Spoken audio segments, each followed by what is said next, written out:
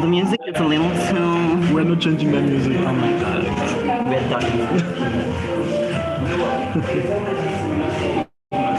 What's up, bro? Oh, good day. What love James are you playing? We're not changing the music. Go away.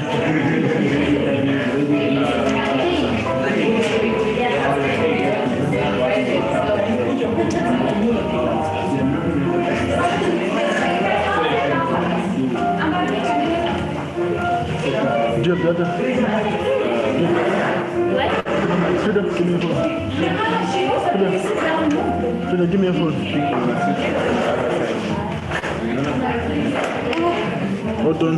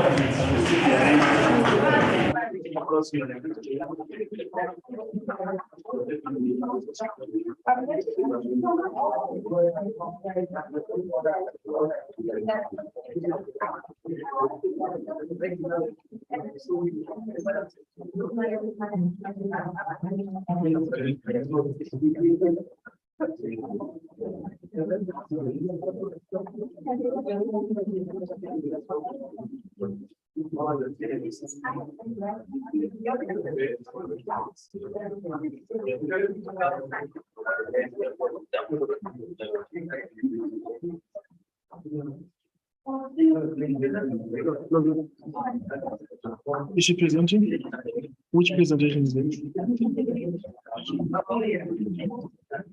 Tell her.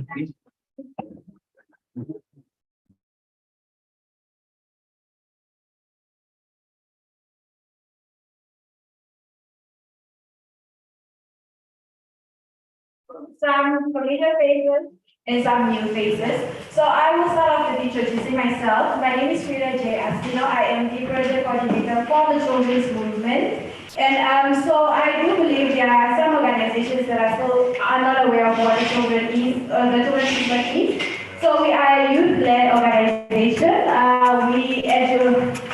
We educate kids on their rights, we do a lot of civics education, and we empower. Basically, our aim is together influence and empower young children. So through various means of projects like the race workshop is on rape and gender-based violence, and then we also do things where we go to orphanages, outreaches, so we have a lot. So if you see on our banner, there should be our website there. So if you need to know more information, please do feel free to log on to our website, which is www.thechildrensmovement.org, and where you can get more information on what it is exactly that we do. So, as I mentioned, this is our part 2 workshop. So, I'm just going to give a little recap on the first workshop that we had, and then we can start with today's program. So, in the first workshop, what we touched on basically was what is rape. Is anybody in the audience that can just briefly tell me what is rape for those who are here? Javita? Just a normal understanding, it doesn't have to be correct. Anything, what you remember, guys? Yes, Julia? Sex without consent. Sex without consent. So that is just a basic definition of rape. So we touched on that, and we also touched on the different types of rape. Like my favorite was, I don't know, I remember it's about statutory rape. What that was? Does anybody remember what is statutory rape? So we touch on the different types of rapes, I don't believe so. What is the name of rape that is common when you say to somebody who is younger than 16 years old? And you are older than the age of 18. What is it called? What is it called? Yes. So yes, those are the different types of rapes, and we also spoke on rape in marriages. Do you guys remember that? Yeah. Rape if you're having sex with your husband forcefully. Yes, it is. And we also touched on gender-based violence. Can anybody remember, Maria? What do you remember gender-based violence that we did last time? Anything? What is gender-based violence? Guys, come on. Nobody remembers what gender-based violence was or is. Okay. We also spoke on the different organizations or institutes where you can reach out for help. Do you guys remember those institutes that we mentioned? Can anybody just mention one? Anybody? Life, lifestyle, and life. So we spoke on those. So this is just a quick recap on what it is that we did last week. We also had a panel discussion whereby we had scenarios like if you find yourself in a situation where a perpetrator invades your house, we gave you different types of group scenarios. A, one must fight back and risk their life. 2, must stay calm and try to persuade the perpetrator. 3, you must just, what was the third scenario? I remember the 3 scenarios. I remember the last one. When we had a group discussion, what we would do. Anybody? So did you mention submission? If you just allow it? Yes, we mentioned submission, and then there was submission, there was fighting back, and then there was trying, oh yes, the other was trying to persuade the perpetrator whereby trying to talk to the perpetrator out of the situation. So that is what we did last time. So this is our second gender-based violence and rape workshop. So we'll be doing, this time we'll be focusing on the minority groups, which is the Lgbtqi community that has been neglected for so long. We also want to touch on infants where it's like so much rape cases happen on babies, but the parents are not even aware, so these things are important. And also we will also speak on rape on men, because it's an issue where it's really neglected. Where even by if a man who reports that have been sexually assaulted, they are laughed at. So that's the aim of today's workshop, whereby we really include the minority and whereby how we can fight against these gruesome acts. So on today's program, if you see, there will be a presentation on the legal aspects and laws by Ms. Yolati Engelbert, the lovely lady in front of you there. So she's going to give us a presentation, and Ms. Yolati, are you ready? Yes. Okay, so can you please give her a warm round of applause?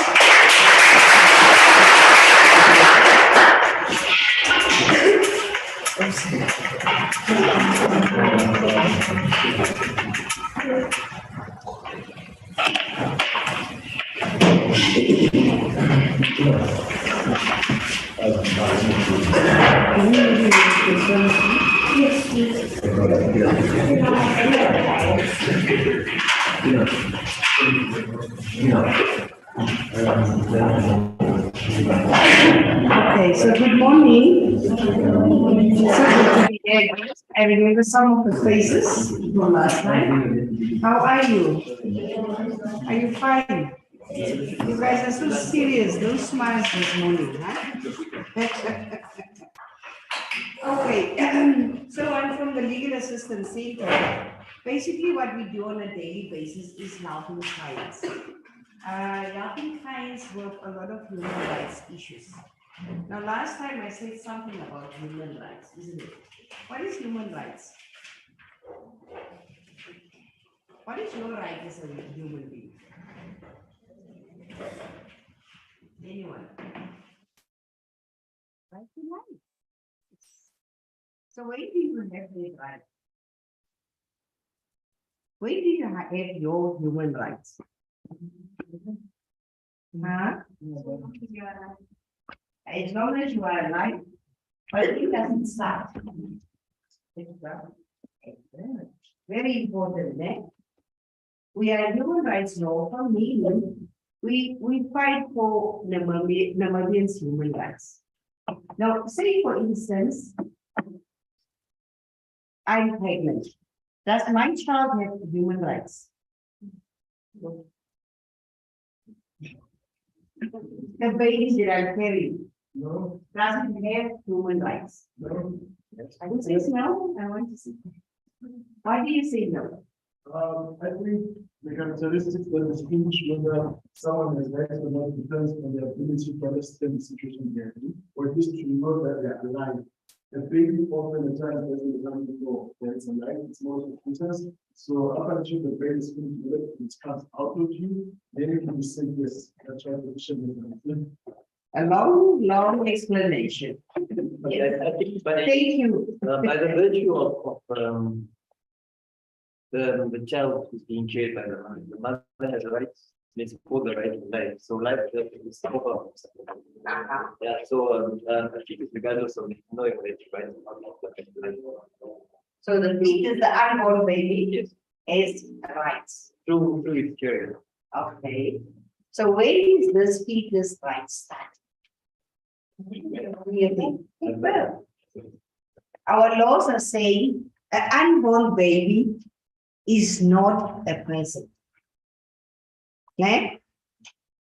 So the day that I give birth, that's the day, the moment the baby is born. That's when the baby's life, the rights start. Please remember that. Let's talk about abortions. What do you think about abortions? You know, Namibia is actually discussing the fact that should we make abortions legal or not? What do you think? Let's start with you. So tell me, what do you think? What should happen? Make it legal because since the fetus does not have the rights yet until they are born. So why is it illegal to abort the baby? You are not breaking any law for infringing somebody else's right. So do you think if I'm 7 months pregnant, I can go for abortion? If it's safe, why not? Why not? Very interesting answers. What about you, girls? What do you think? What should happen? Like you saying whether you're 7 months pregnant, you should have an abortion. I'm asking what if I'm 7? The thing is, you can't have an abortion for 7 months pregnant when you're 7 months pregnant, because that also puts your life at risk. It can kill you. Okay, very good answer. Someone else? You remember neighboring countries like South Africa, Angola, abortions are legal there. Né? So if you are pregnant and you feel normal, I'm not in the right, state of mind, the daddy is probably a male guy, or maybe it was rape, should I go to a legal abortion? Should I have that option? Yes. Yes, I think you should have that option. Because if you do end up having a child, the whole world is going to need you to take care of that child. So that then you know, put the responsibility for like after the next 18 to 21 years of your life. You have to take care of another. You have to expect you to get a good job of it. So if you feel as though you're not in the capacity, like the right step before you need to like be able to take care of that child, I think you should have to say, look, I might not be ready, and then you go to the medical abortion. Of course, there's a stage to say you could do things, but first, I believe you should do it before the first month that is that will change the now.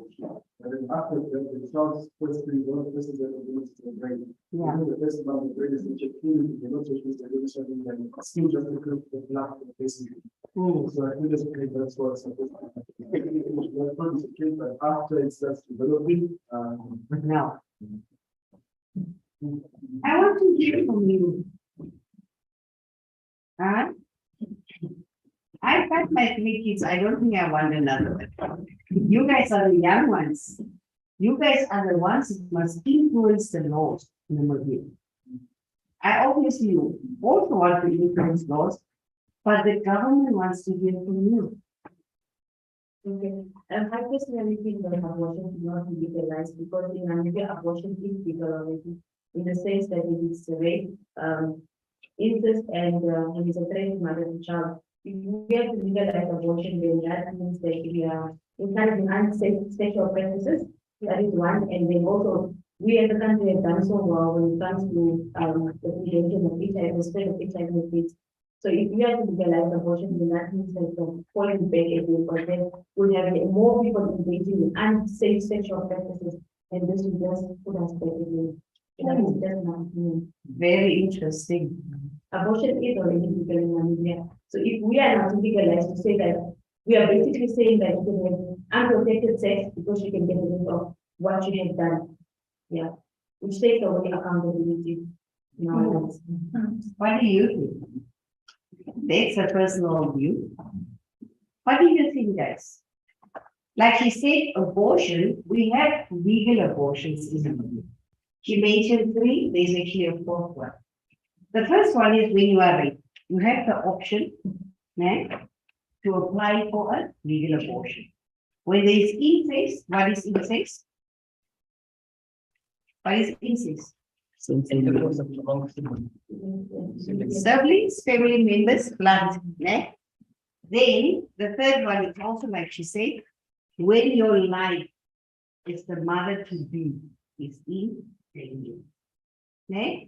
It's important to know that when you are especially blood O type, your blood is O type, then your life will probably, in most cases, end. So find out what blood type you are. Very important. The 4th one is when you are pregnant and the baby is medically having a condition that the baby will not survive. Then the doctor can also. So those are the 4 instances that you actually can go for an abortion in the mother. But it's a whole process, It's not an easy thing. The doctor that is doing the medical examination is the first doctor that must recommend and say, I don't think this baby will survive. Or you were raped and now you're pregnant, you can apply for a legal abortion. You have to go to the magistrate's court for them to issue some type of a permit, a certificate that says Yolandi was raped, she can actually go for a legal abortion. The first doctor that examined me is not the one who's going to do the abortion. It must be 2 other doctors. So there's already 3 doctors. So it's a whole process. When you are raped, it's important to report. Very important. The abortion must take place within a certain time period. Like he has also explained. What if I'm 6 months pregnant? The doctor will definitely not do the abortion, regardless of the circumstances. So that's why we are always saying, please report. So rape is one of the most common crimes in the country. Currently, I'm doing a research. In terms of rape, can you report rape that has happened 20 years ago? Yes, you can. I was raped 20 years ago. Can I today decide, I want to go to the police, I want to report it? Sir, what did you say? This is statute of limitation on Statute of limitations. did it expire? There is a research I'm currently pursuing. Very, very important. Rape is one of the crimes, sexual crimes, that does not have a statute of limitation. Meaning, I can report rape that happened 30 years ago. But there's other sexual crimes that has a statute of limitations of 20 years. So if it was attempted rape, it has a limitation period of 20 years. When it was actual rape, no statute of limitation. What do you think we should do? Should all the crimes, sexual crimes, be treated equally? Or should rape always be on top?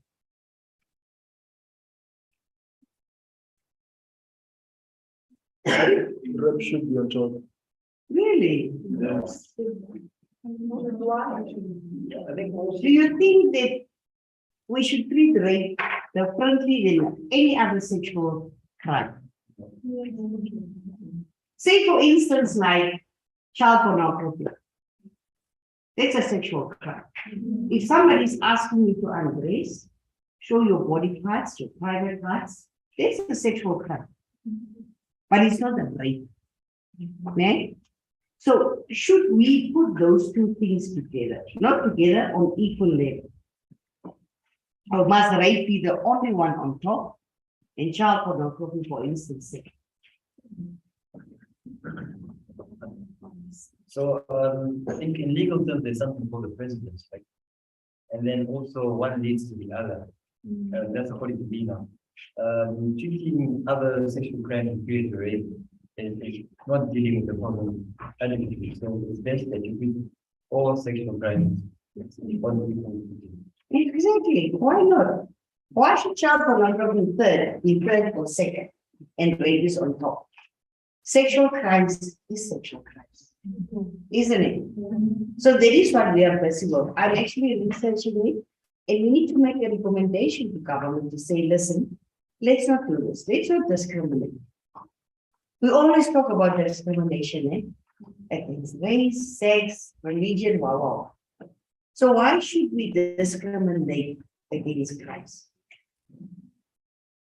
Child pornography is heavy. Imagine, if a child is being asked to undress and do certain things, it's so cruel. It's a crime. Okay, so let's talk about the rape. So, and the main aim of pornography is sexual gratification on the body. So it's good as rape. It's as good as rape. Attempted rape is, for me, it's as good as attempted. So the fact that you have attempted, but you did not succeed, maybe I ran away or I did something that, So why should crimes be different? Treated different? Crime is crime. You are the young ones, you have to think about these things. If somebody is holding your breast, it's embarrassing, it's degrading. Isn't it? So you have to think about, if you want to influence law in Namibia, you can't just say yes or no. You have to think about it. Because you are doing it not just for you, you are doing it for the person who wrote it. Okay. So currently, this is the law that is it's an act that comes from 2000. As I said last time, Parliament is discussing this law to see how best to change it. Because we have this wonderful, perfect law, but the crimes are still happening. So what is it? Why can't we change? If the law is there, why should the crime still happen?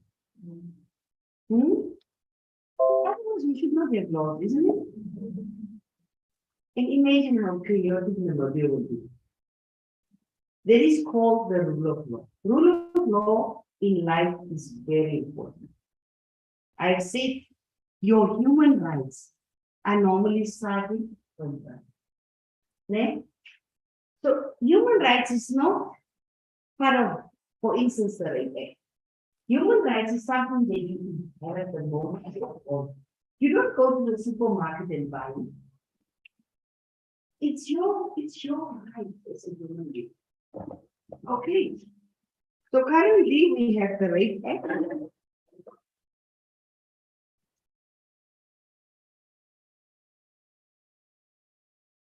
Namibia approximately, but this number is quite big. 1,100 rape and attempted rape cases per year. But this is just the reported ones, né? If you don't report, it can't be part of the statistic. So imagine if every rape case is reported in Namibia, it might be even a 10,000%. Because it's happening. If we are sitting here, somebody is doing it. It's as heavy as the people. It's the most common crime in Namibia is sexual offenses. Most common. Yeah? So let's look at sex of rape victims. Now we all know that sometimes men feel that these laws that we have only protects the woman, only protects the girl. But the thing is, the laws are gender neutral. They are not biased. The same law that protects me is the same law that protects you. The problem in Namibia or everywhere is the victims, unfortunately, is more females than males. So when we did the study in 2006, and I know it's a quite outdated, we must actually do a new study. 2006, we did this research. 7% of rape victims were male, meaning men and boys. 93% was females and boys, like adults. Last time I asked you, what is the age of majority in the group? Can you still remember when do you become an adult? Yes. 60? You say 60? What do you say? 18? 21? 16? 18 or 21? When do you become an adult? 18? Anyone else? It's actually 18 years, né? Guys, if you are 18 years, you are adult in terms of the law. You are no more a minor, you are major. It was lowered from 21 years to 18 years in 2019. You have to know these laws. You have to know when is the child a child? When do we become a adult? But I said last time, I explained, even when you are 18 years, there's one thing that you can't penalty. It's not the permission of your parents. What was it? You can't get married, sir. You must ask your mother and your father or your guardian, Mommy, I'm 20, I want to get married. May I? So in terms of the marriage act, you are still a minor until you become 21 years. You have to remember these things. It's important. Right? Okay. So, why did you, maybe there's a one you say 16? Let's ask, sir, why do you say 16 is the age of majority? No, I just read your, I thought you're asking me. I thought,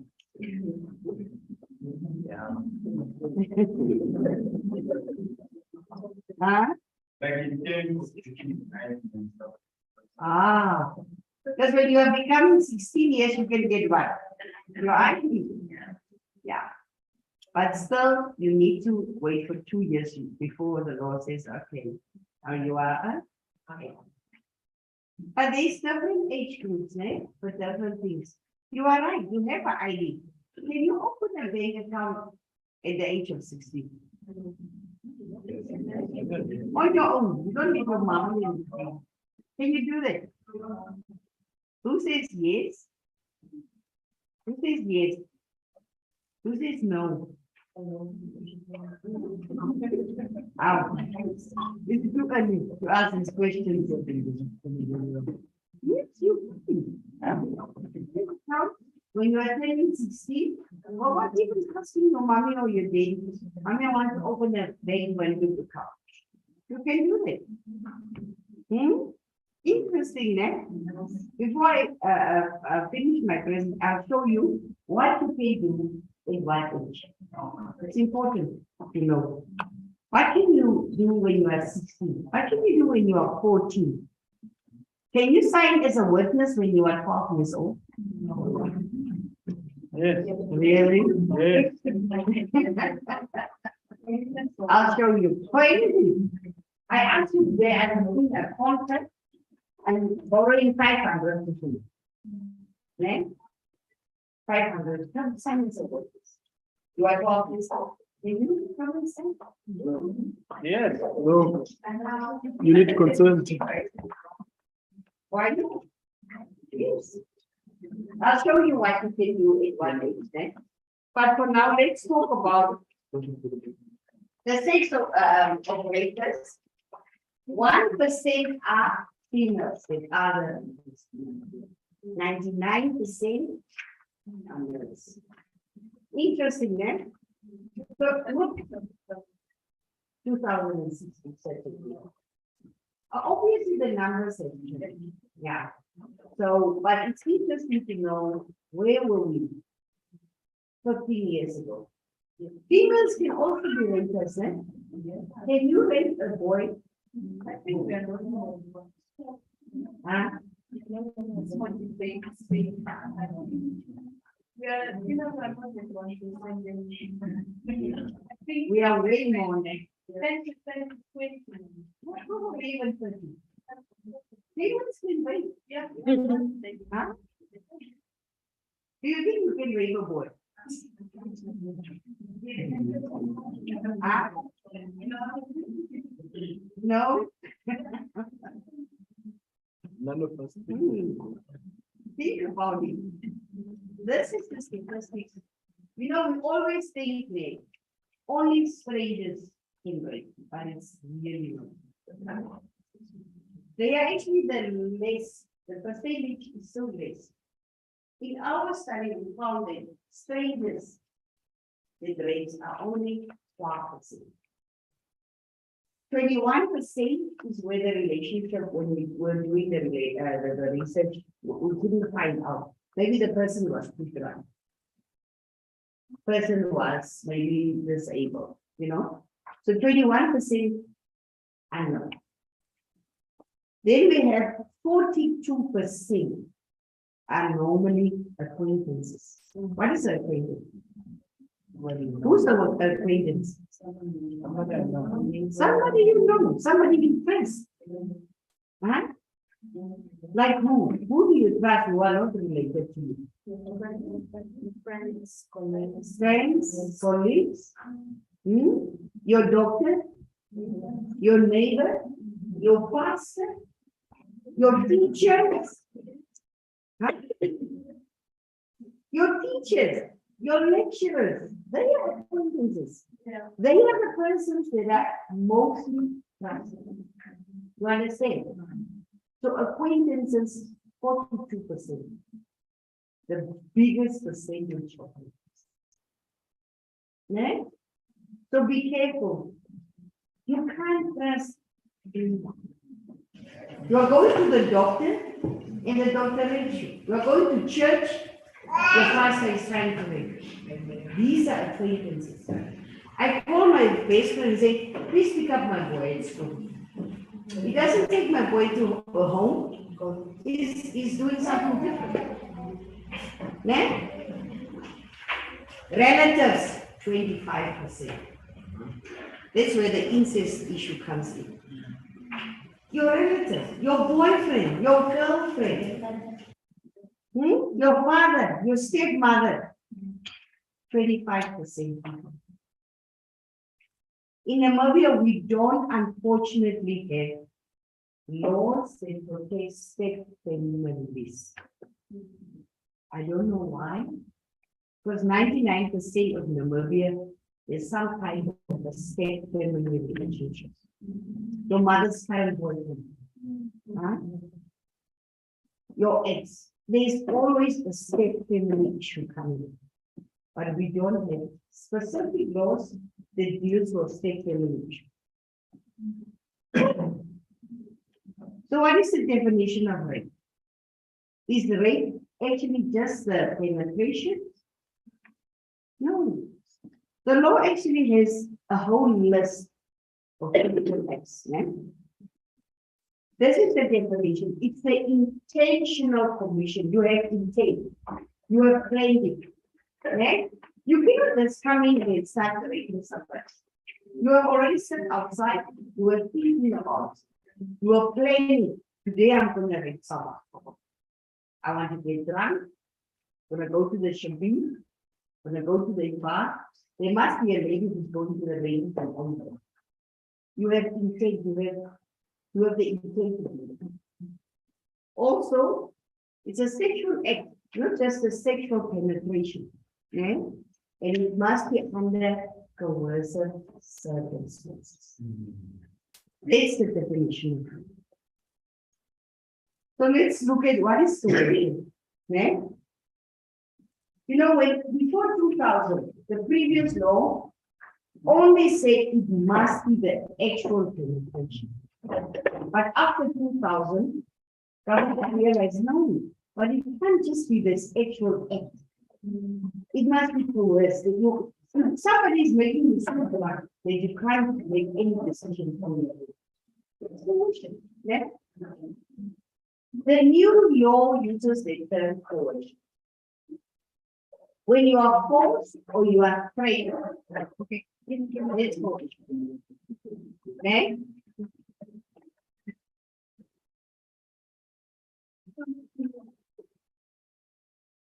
These are examples of coercion, people. That's according to the rate act of 2008.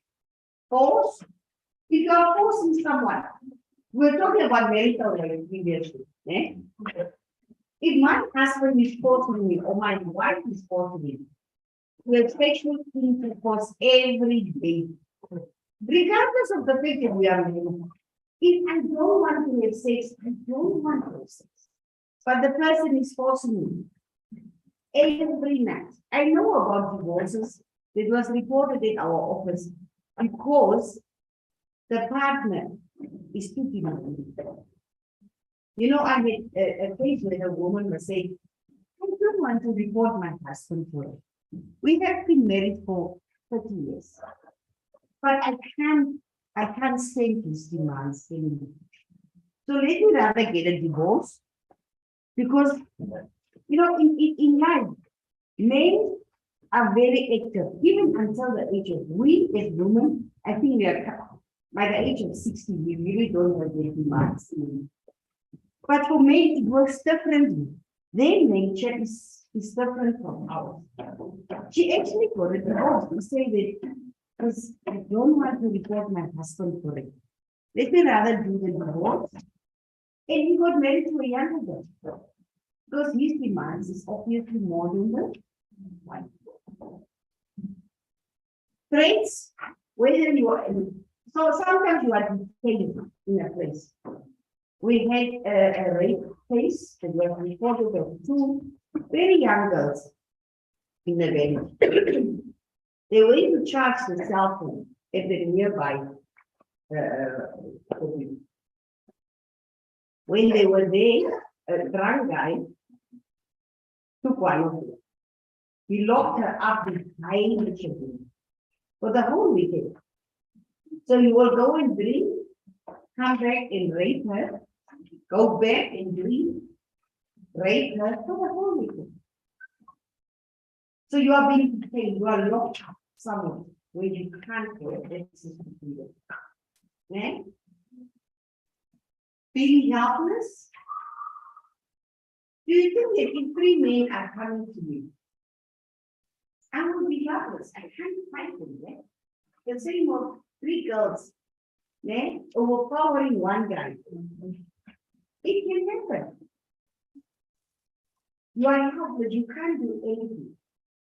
Then sleeping, it happens. So some people are really, really deep sleepers. Maybe I took a sleeping pill and somebody came in and waked me. I thought maybe it's my boyfriend coming home, my girlfriend coming home. And the next morning I feel like, oh, what happened? I was sleeping. Somebody had intercourse with me. Huh? These things happen to. Also, when you are intoxicated. A drunk person is not a normal mental level. If you make me drunk, you invite me to your home. You make me drunk, you know that I can't handle worse. Or I can't handle the killer. Or I'm even not even a drinker, but you are forcing me. It's not party, it's my 21st. It's just, what do you call this type of drink? Day drink. Happens a lot in your age group. Day drink, or something like that. I'm heavily intoxicated. I can't really remember what happened because I'm gone. Also, the victim believes in someone else. When will something like that happen? I'm having sex with my boyfriend because I know it's my boyfriend. I believe this is my boyfriend. When will something like that happen? Huh? Tell me, girl.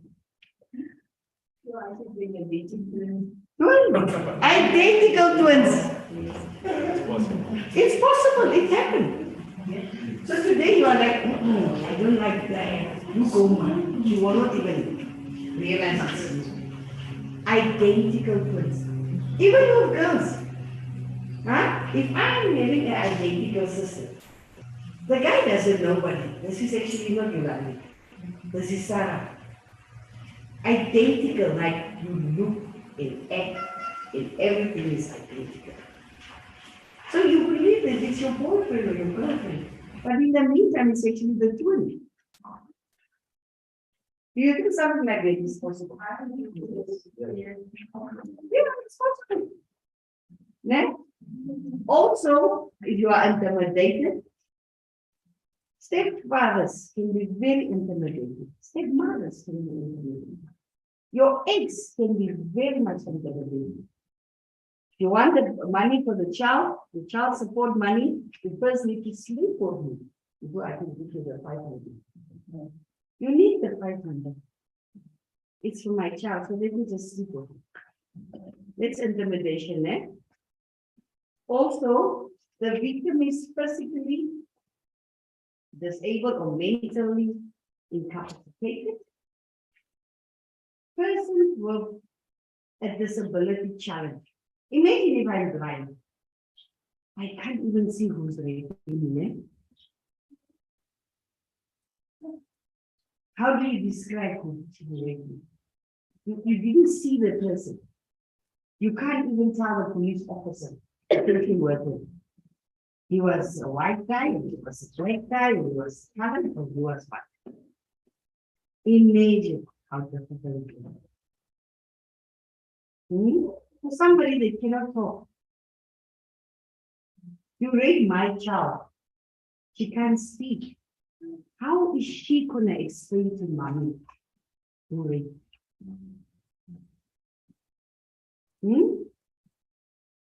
Also, the victim is under the influence of drugs or alcohol. There's coercion, eh? These are examples of coercion. So what is a sexual act? Firstly, the act says insertion of the penis into the vagina. That's number one, sexual. Then we don't dispute that. We also have the insertion of the penis into the mouth. Or that. That's also a sexual act. Any other body parts, if you are fondling me, huh? Your fingers, you say for instance, I'm your auntie, tell the boy, come and sit here, and I play with his private parts. It's a sexual act. Or you're fondling me.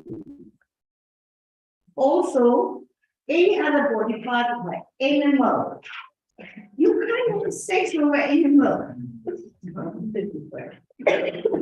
But it does happen, eh? Where the witch doctors are telling you, if you have sex with a dog, you will be cured from HIV. A dog. There was a guy who was having sex with his sheep. And when the police came to say, listen, we need to arrest you. This is not normal. He said, but it's my sheep. It's not yours. Huh? But does it sound normal? Obviously not. You are a sex with a kid.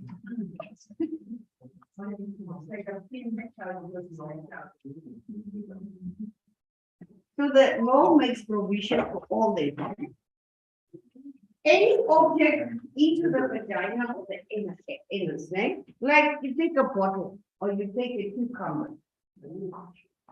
Huh? These are things that happen. There is any type of object that you are using. Okay? Also, oral stimulation. Somebody doesn't make sex with you, but the person is forcing you to orally stimulate. It's a sexual act. Any other form of genital stimulation. Any other. And very important to know, people, if you are starting to have sex, and in the process you are changing your mind and saying, no, I don't want to do it. But the other person is specifically forcing you to do it. I can start having sex, but in the middle of the process, I can say, no. I don't want any more. You have to stop. Otherwise, if you continue, it is rape. When will something like that happen? Boyfriend, girlfriend. When you're like two people are dating, boyfriend, girlfriend, they're having sex.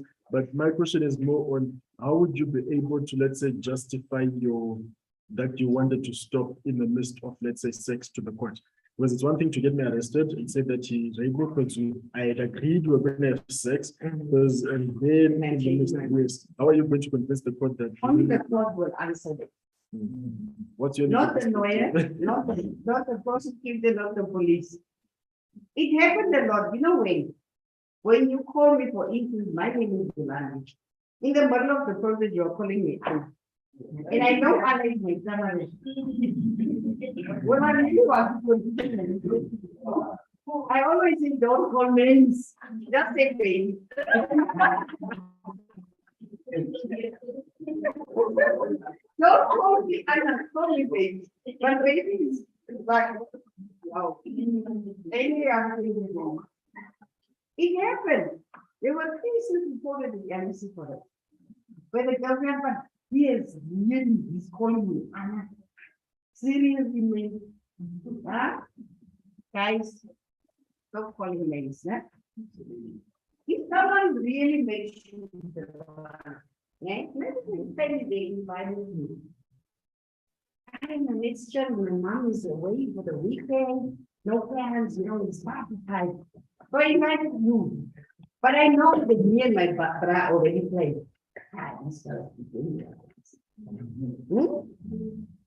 So you bought the amarulas and the tequilas.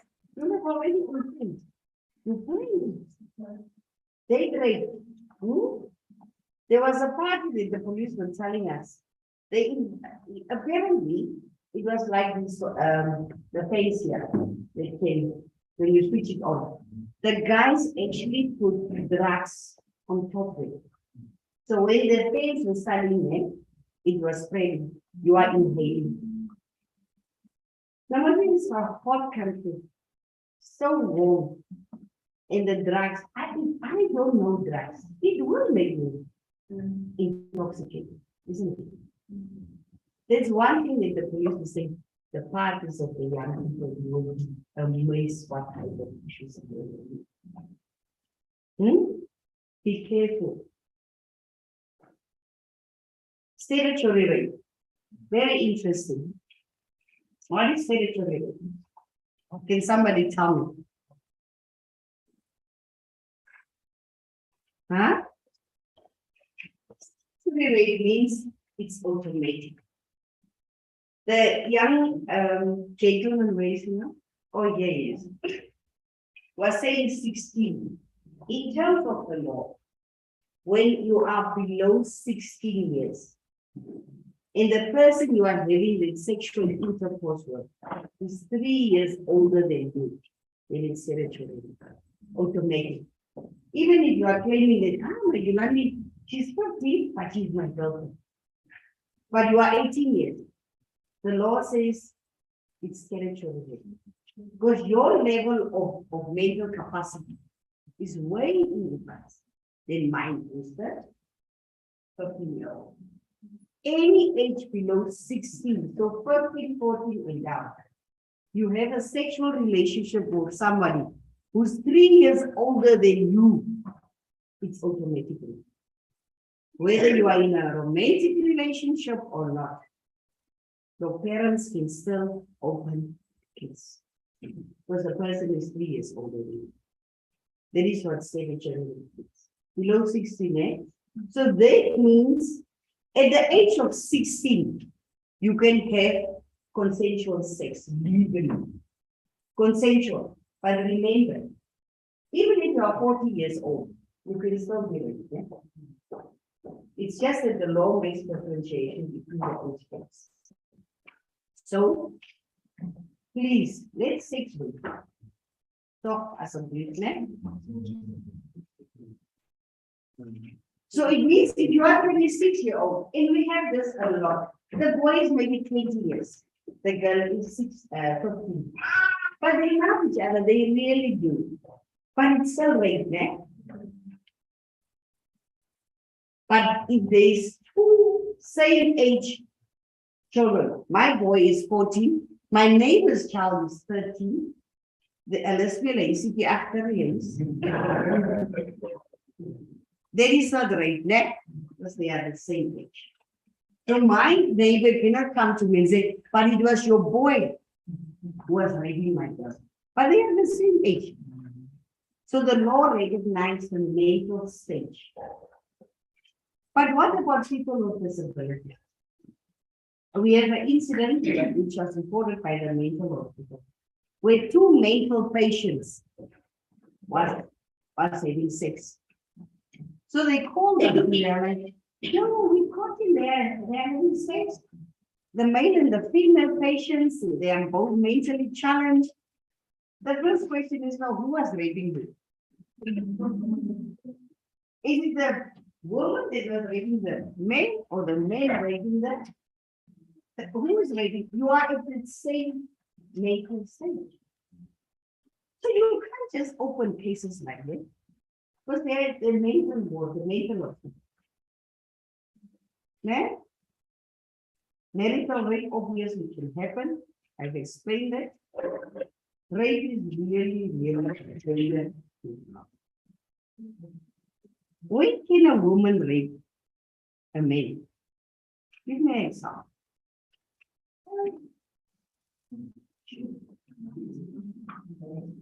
When he's drunk. And I'm also drunk. You are not. Yeah.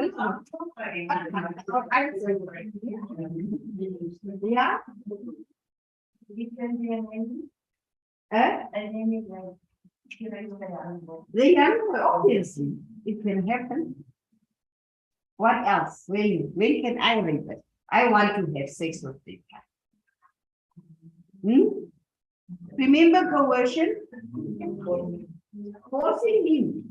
You know, but I mean, if he doesn't stand up, how do I rape him? He doesn't want to have sex, but he's still.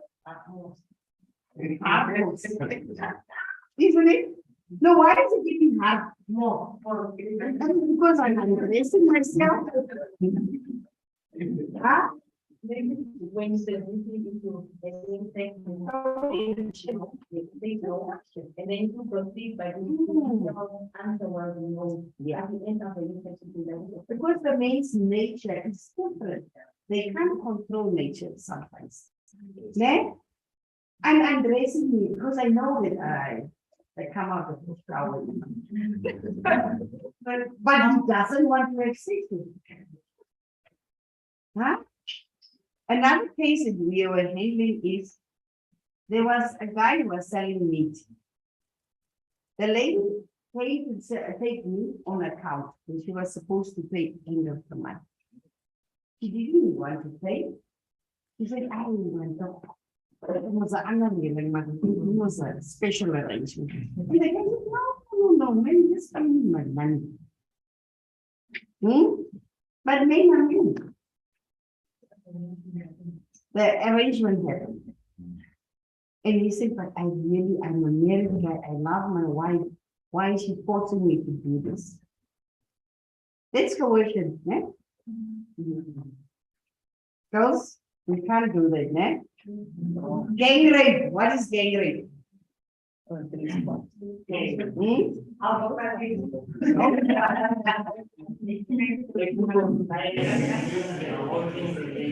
guys? It can be girls as well. Yeah. Four of us are holding you down.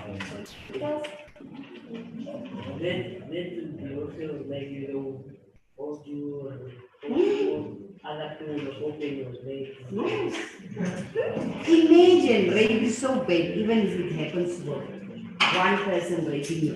Now imagine they are five. Remember the case of UNAM students back then? Maybe you guys were too young. Five guys.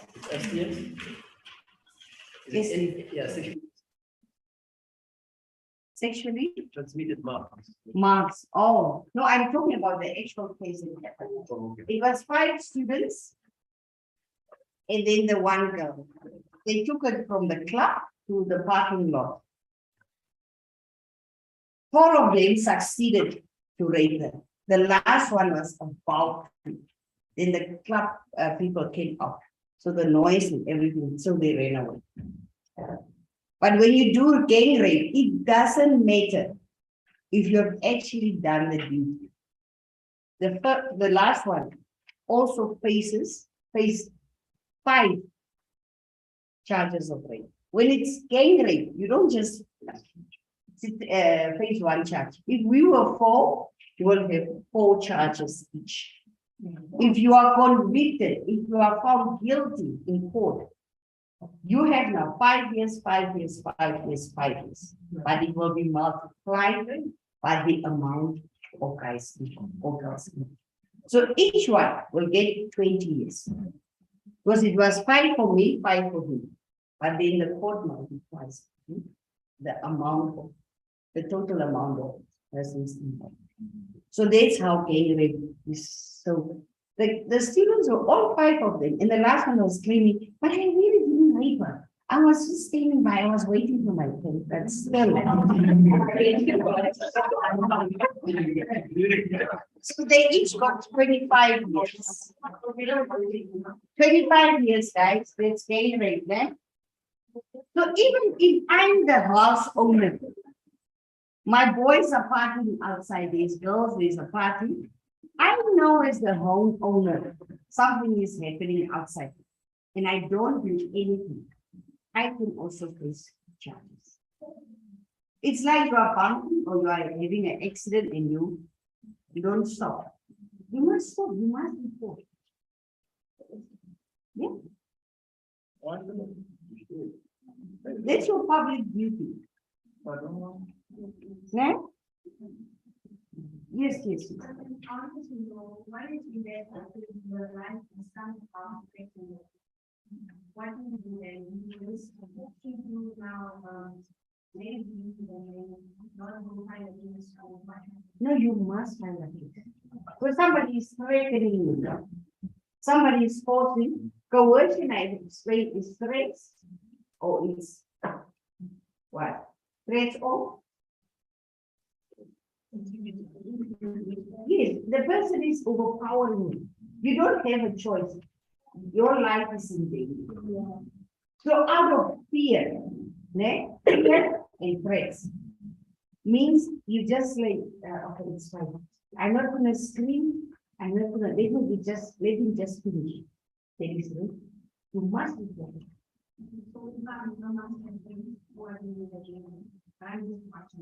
So after the rape, we threaten to see the most, if you go ahead and report this, I will do this work. You must have reported. Do I also get charged with rape?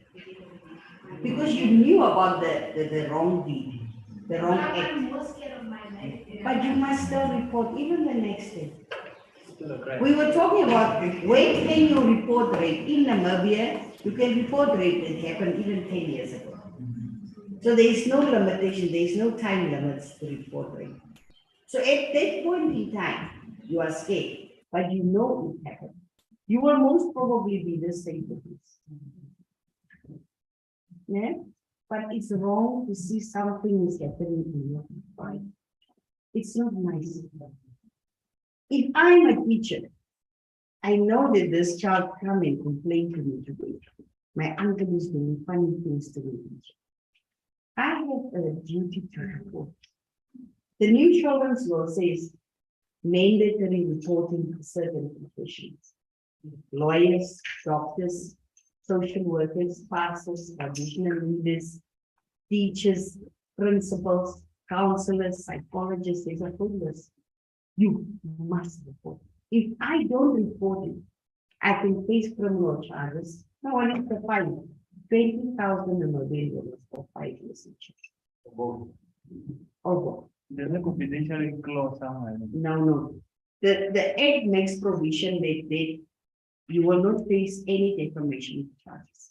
Because it's your professional duty. You have a mandatory, you are obliged. to do it. That's what the new children's act is. So even as lawyers, if we don't report, we can face charges. If the doctor, if you go with your child to the clinic, and the clinic nurse is seeing that things, oh, who's this on this child? The person that nurse must actually do is call the social workers, call the police. This how protected the child is. Okay. What they have done is 16-year-old is having a sexual relationship with the. Let's say she's being sexually by a 40-year-old. Yes. But he doesn't want to give up school exposure. He doesn't want to kiss and because also married for anything. She's just in her own world. Yeah. You must still report. The child mostly fearing or are threatened or are ashamed or are shy, but it's a child. If you know about it, you must. That's why you will think of it. A child is so innocent, so vulnerable. We can't let children be abused in your home. What I was thinking is like, let's say, my state matter, that's when you will feel, let's say, a teacher, and she takes it with a joke. What is the side of it? Look, the school system, they have steps to follow. If the life skill teacher doesn't take it seriously, you can go to the principal, or you can go to the HOD. So you really think that the rest of the sample is there for the teacher. Yeah. You must still go to the principal. Look, schools are there to have the school safety network. And I know all the schools are failing it. They don't do it. They are supposed to report any type of abuse to the Ministry of Education. But you can also promise. I have pamphlets, materials in our week. I also distributed the class. There's an SMS that you can just SMS us. But sometimes you don't know where to go. Who can help you in this situation? Or call Lifeline, Childline Lifeline. They have a toll-free number, the 116 number, or the 116 number. But they must try to make it. It's very important. Yes. So I can't sometimes You don't want to go to? to the road. Okay. So please just take me to If it's a child, if it's a minor, it's your duty to call the social worker. That's what the new children's act is. When they are below 18. That's why I was asking, when do you become in So anyone below 18 years who have a DV.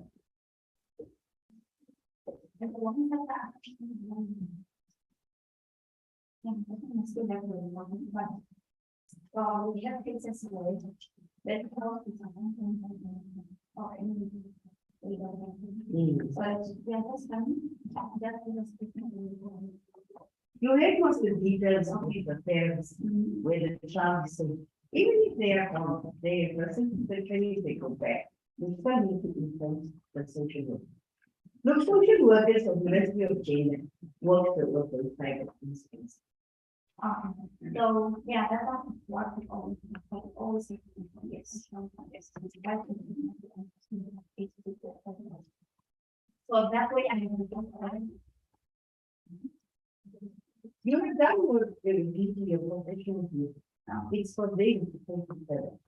Because as nurses or doctors, you don't have the training or the skills to investigate. Social workers are trained to do it in the police. Yeah.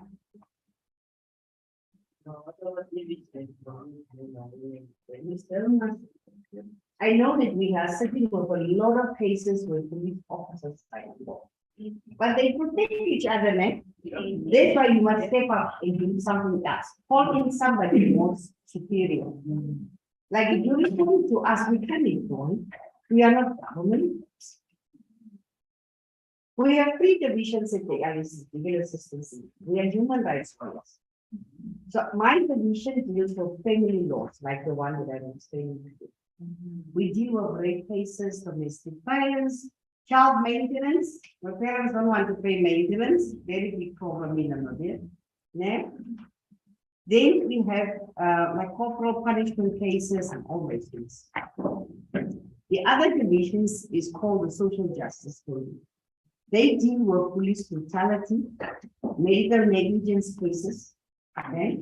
Say for instance, you go to the nurse and she's mistreating you, or you are giving a wrong medication. Those type of incidences. Your child dies, you are in labor, no one is coming to you. Okay? Also, the other division deals with environmental laws like poaching, communal land issues, yeah, rhino poaching. I don't know why I'm here this laugh. Interesting story. Yesterday I read over the news. People, the police at the border, at the airport, immigration. There was a flight from Nigeria to China. You know what they discovered? 7,000 donkey penises from Nigeria to China. 7,000 donkey penises. Isn't it old? What the hell? How many donkeys do they kill for those penises? You understand? So those type of environmental. You must listen to news. You must inform yourself. Our website is there. All these things I'm talking about is there. Inform yourselves. Sorry, madam. Thank you, Mr. Landy. Guys, unfortunately, we are going to be very strict with our timing. We have 11 o'clock and it's 5:30 break.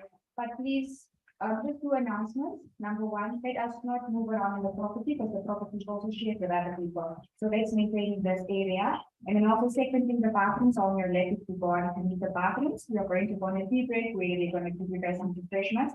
But after that, on your programs, you indicate the time or actually back into the venue. If you guys would like to get information from Mr. Landy, you can use the time when we're outside. You can come to stage with her. No, unfortunately, I have another commitment. So I have to leave you. I need to go into the church.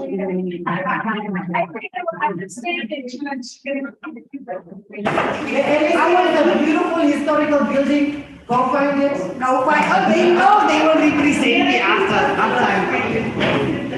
But look, they speak it.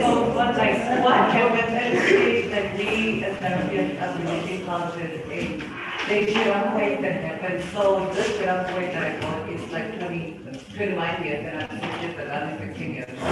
So what happened is like a rape case, or is it like a? If there's incest, family members have incest sex with each other, you can report it. So Unfortunately. It's just an example that she does. As a nurse, she just referred to Ministry of Gender.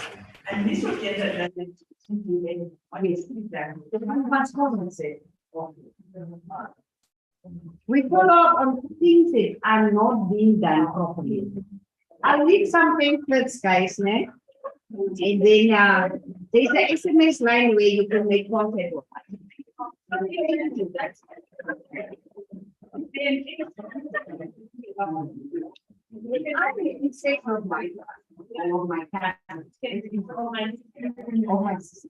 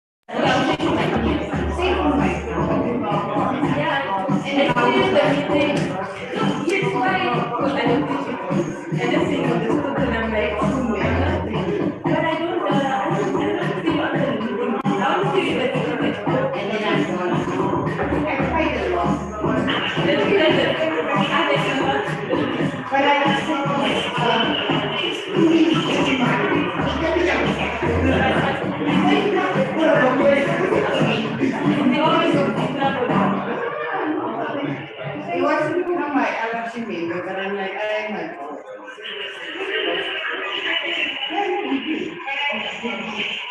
but I don't know. I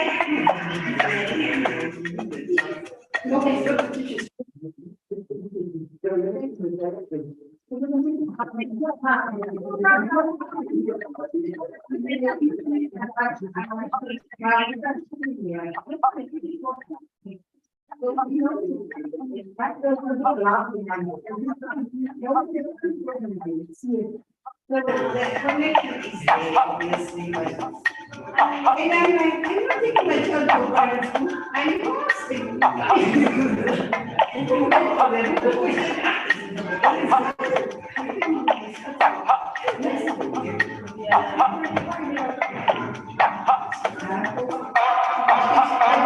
I Please send it to me, man. Doesn't matter. I will send it, I send it to you. But it was nice seeing you, though. No, are you not permanent there? Look at it, though. I'm as a messenger,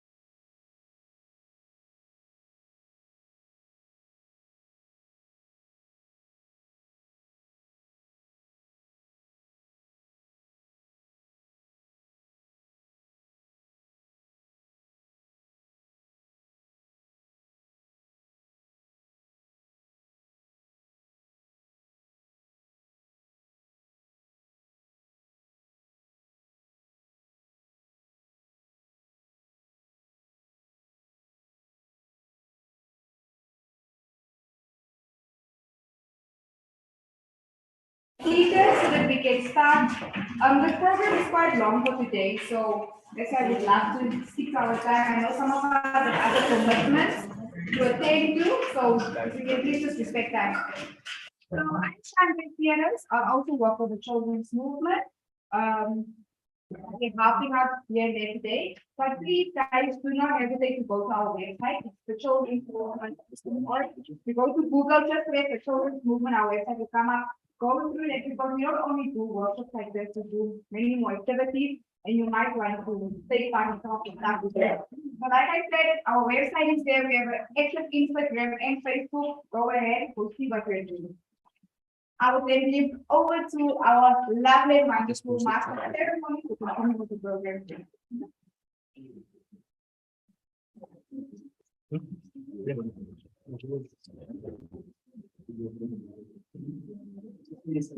Now we'll have ladies and gentlemen, we'll have a presentation based on by the National NIV from Mr. Van Glen. We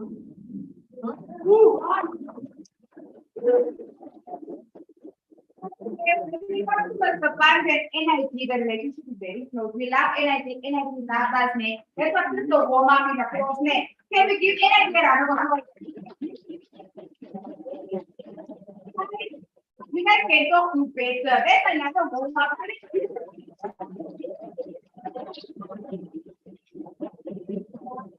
Now there is the spirit, guys. Let's go first. Good morning, everyone. Oh, we did. Very good, very good. My name is Mr. Pandu. I don't know why they call me Mr. Pandu, but you can call me Pandu. I work with the Namibia Institute for Democracy, as mentioned just now. So just to give some of you, I know a lot of you, I've seen many familiar faces. But for those of you who don't know, Namibia Institute for Democracy is a non-profit civil society organization that aims to, number one, strengthen democratic institutions. Secondly, we aim to empower the public. What do I mean by empower the public? Is to provide young people like you with a knowledge skill they do we provide young people like you with the knowledge, skills, and tools that you need to promote the social and economic and political development in our community. I'm sure all of us know that the challenges that Namibia faces. Youth unemployment, we'll look at some of those in my presentation as well. GBV, it's up to us really to make a difference within the country. So it's my honor to be here. So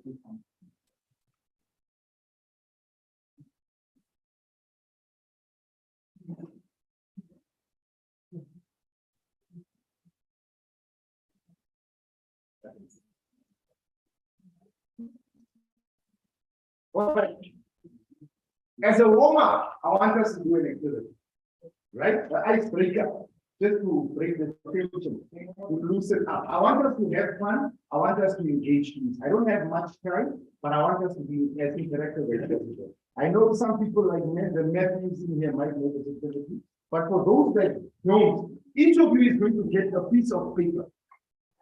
Before we go there, I want to ask you, was anyone forced to sit where they are sitting now? No. Did you choose to sit there? No. Are you comfortable? Yeah. Does anyone want to move? Yes. Okay. Please move. The gentleman that said yes, please move. Yeah. Okay. I'm going to ask again. Are we comfortable now? Yes, I heard another no somewhere there. If you are not comfortable, please move so that we can proceed. Or if you want to sit somewhere else. Okay, they're happy with you. Each of you is going to get a piece of paper. Where are the papers?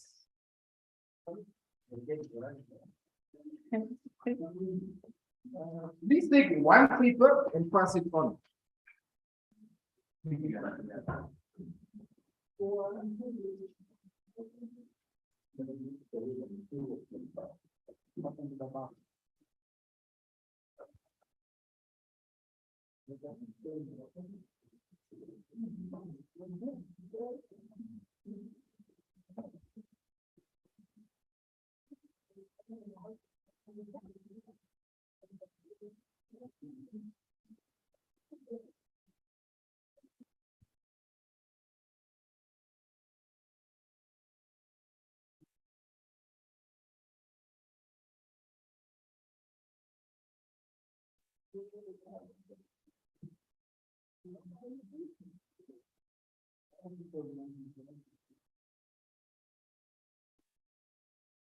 Okay, once each of you has that piece of paper, I want you to take that paper and to create a paperboard out of it.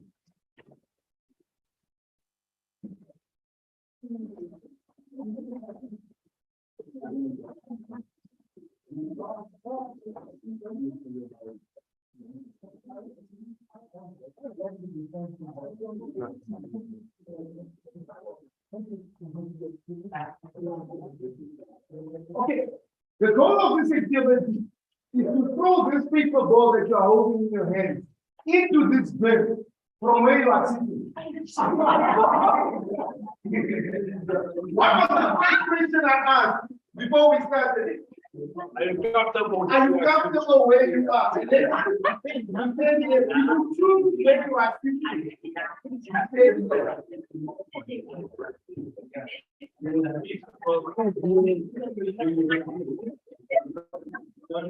Okay, so listen carefully. I want to give you instructions now. From where you are sitting, the goal is to throw that paper ball into that bin. Now the rules are as follows. You are not allowed to move from where you are, but you can stand. Secondly, we are going to do it one by one. We're going to each give each other an opportunity to throw one by one. And we start at the back. That back corner, if you manage to successfully throw your paper ball into the bin, it means you made it in life.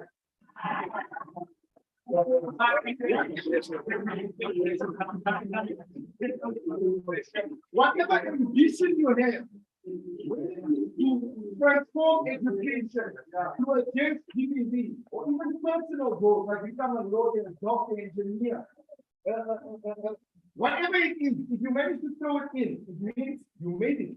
If you miss, I'm sorry. One chance. So we start one by one. That's what. Remember, you can stand, but you may not need from the floor.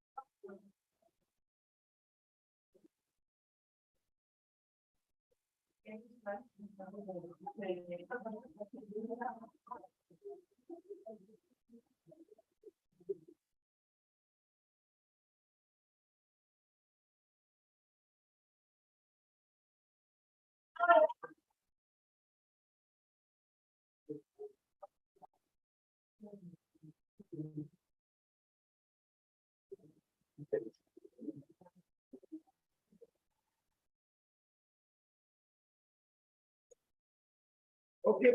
On this side. Now we go to that corner.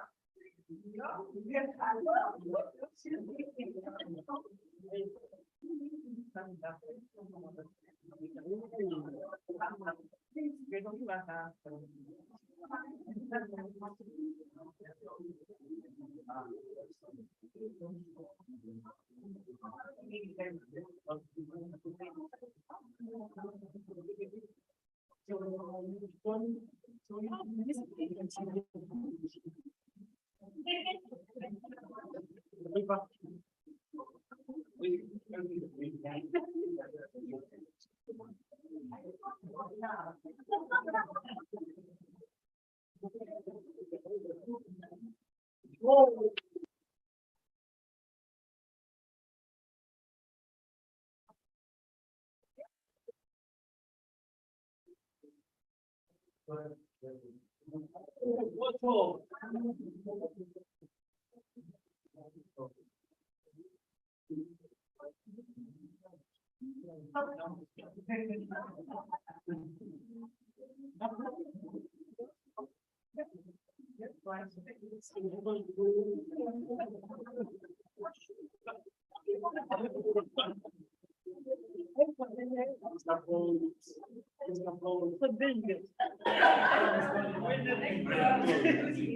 to the bin. My eyes are expired.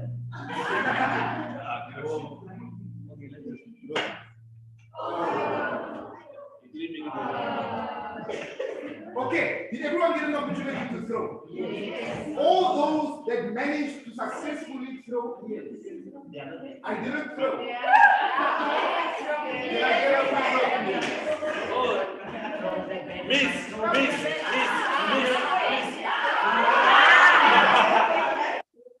I check the room so I can decide right now.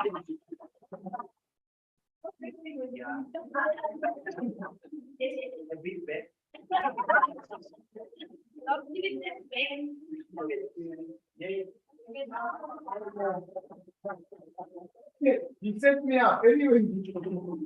All those that managed to successfully throw the people goes into the bin. Stand up.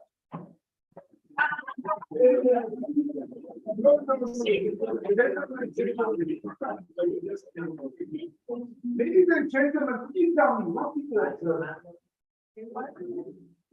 observe. What's your observation if you look at the people that became successful? They are close to They are closer to their goals. They are closer to the bin. Okay, thank you. Please sit down. All those that missed, that did not manage to become successful, please stand up, pick up one people ball, and please put it into the message. Including myself.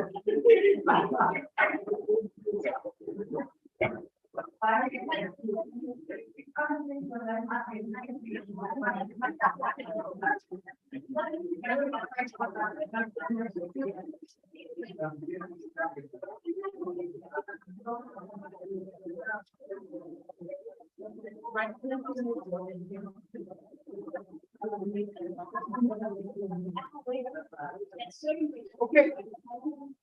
Ladies and gentlemen, let's make sure we are sitting down.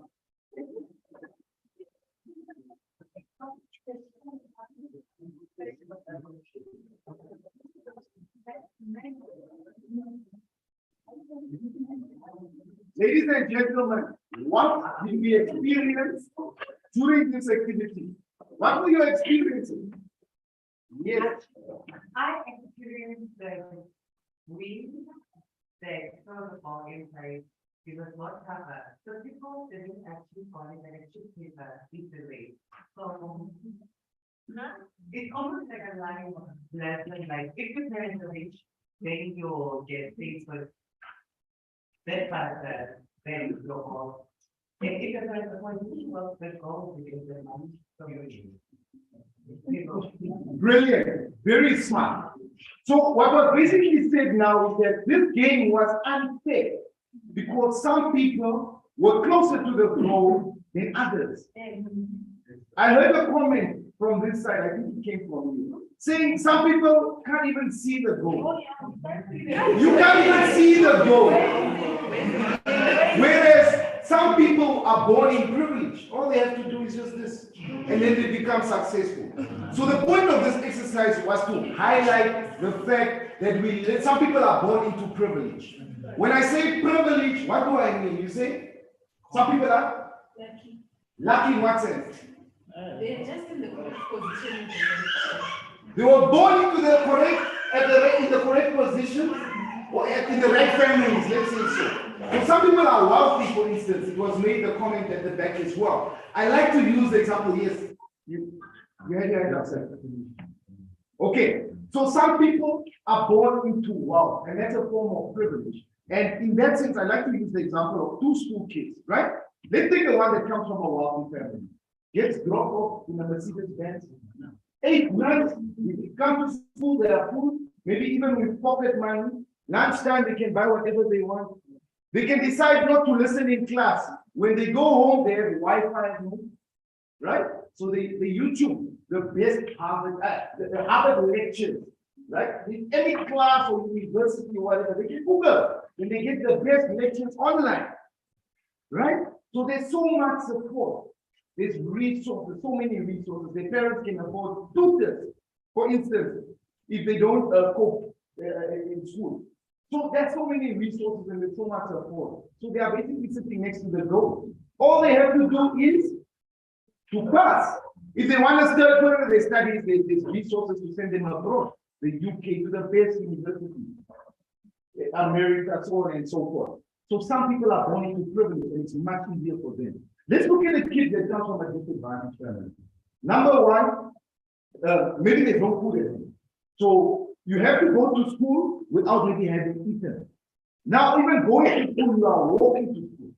Once you get there, you are tired. You haven't had anything to eat. Can you focus on empty stomach? It's very difficult. Now you are sleeping in class because with that energy, you didn't get the nutrition that you need.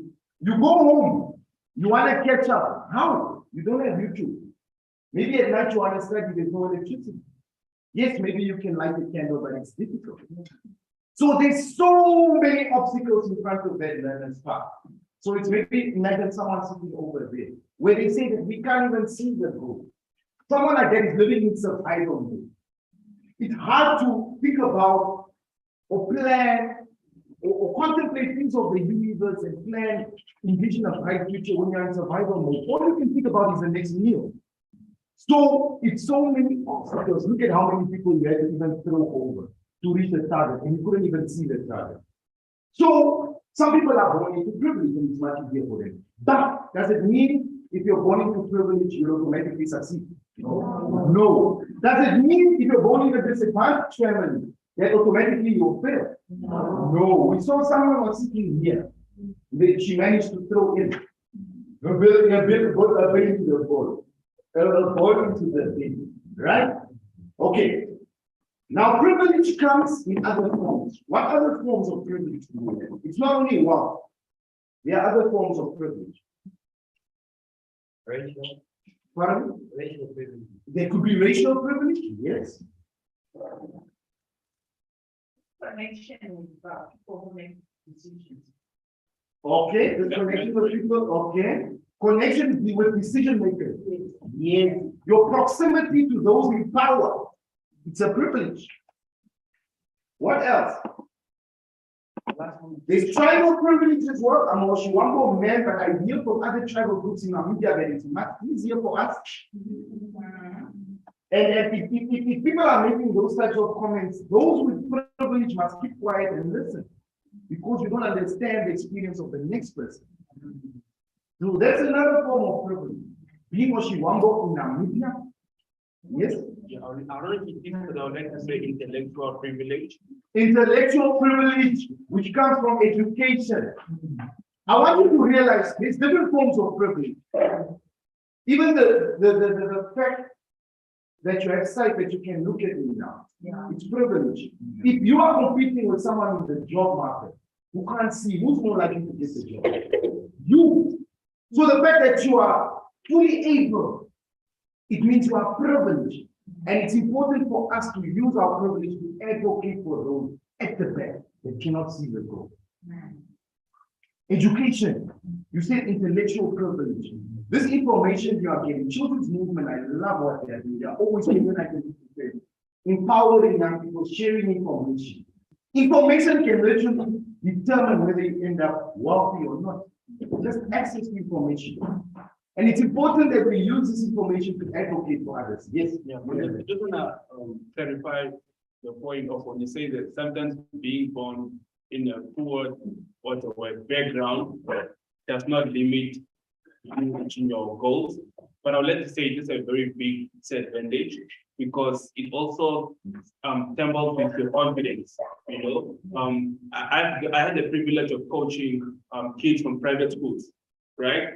And you see how confident they are, and then you come. I'm not trying to belittle anyone, but it's a reality right now. And then you go to state schools and see how these kids are like, not really my thing and stuff like that. So sometimes being born in a poor background does have a big disadvantage, and the disadvantage only kicks in when you do not emancipate yourself from the doctrines and ideologies you have picked up while growing up. So if you grew up, for instance, you grew up in a household where people say that money doesn't grow on trees. We are not rich. You can't ask for this. So growing up, you end up having that mindset of, sure, I can't even ask money because you don't have money. But then sometimes being exposed to rich environments, you are being told of things like gratitude, for instance, right? So if my mom doesn't know anything about budgeting, she doesn't have a vast knowledge of money, she can't teach me about saving up and budgeting. But parents who are well versed in when it comes to money, they will tell me the significance of, hey, listen, you have $100, save 10% and use the other 90 if you want. So it's a physical thing, but sometimes being born in a poor background, it has its own benefits and it has its own challenges. Absolutely. Thank you for sharing, brother. And I want to give you an example. I work with a lot of people deep in the rural, in the villages. Deep. The other day I was in Tinsabes a few weeks ago. Tinsabes only goes until grade 9. So if kids want to go beyond grade 9, they have to leave town and go to Tumep or something. Tumep is distance transport cost, accommodation, catering, where do they stay? So what happens is most of them end at grade 9. Just by virtue of the way the family you are born and the location, the position, like you say. And it's unfair. The Namibian Constitution says we all have a right to education, healthcare, housing, decent livelihood. So we need to make sure that what's written in the Constitution comes to life, and then this is what people actually experience in their day-to-day lives. So we need to advocate, all of us sitting here, we have a role to play. So considering the challenges, and I spoke about NIV and the work we do earlier, there's a particular initiative that we have, it's a civic education program, where we teach young people about their rights, role, and responsibility, and how to participate in development within their community. Now, as part of that training, we take the kids to what Lagos Training Center or Rockland, where we select some of the most engaged learners, and then we go workshop and in-depth on leadership, good governance, ethics. What we found at those initiatives, at every single initiative, young girls would come to us and start crying. We speak about how they've been raped by the family members in the household. Every single initiative, I'm telling you. These are kids from Biabo, Okahanja, Bintuk, where we are. And even in the rural areas, the uncles, the breadwinners, in the household, these are the things that are happening. Gender-based violence. They have to see as children how their parents are being abused. Every single day. Maybe having an alcoholic father, he goes and he drinks, he comes home, he beats the mother. Another issue that we saw is discrimination against the LGBTQI community. There was a young boy, there was two young boys in particular, two individuals in particular, right? I remember the one's experience was after he came out of the closet, after the individual came out of the closet, the individual's family completely disowned him. So the individual was living here with 1 month with this friend, the other month with this friend, the other month with this friend. Imagine this is a young person in school, grade 9, 10. Because of who they are, right? And people discriminating against them. There was another one. What was the example that I wanted to give? So it's the one that was chased out. Okay, maybe it will come there. But I also had these are things, in Namibia, if you look at our constitution, it doesn't respect, you say it doesn't recognize the rights of the gay community. Our constitution, right? But the point of to have a constitution is to enable people to express themselves and be who they are and live decent lives. Growing up, I remember I was homophobic. I'm going to be completely honest with you. I was homophobic. There was one individual, for instance, in my class, I used to pick on. It was so bad because at the time I didn't understand what I was doing and the impact that it had on this individual. So I called the individual names, all sorts of names that I don't want to mention right now. So it's only when I went to study in Cape Town, there was one, there was a friend that I met in Cape Town. very masculine. He was from Greece. Once I saw on Facebook, so only I didn't know that he was gay, right? And then he was a good person, basically. One day I saw on Facebook a picture that the individual put on. Dennis Rodman is so hot. This is a basketball player. I want to have his baby.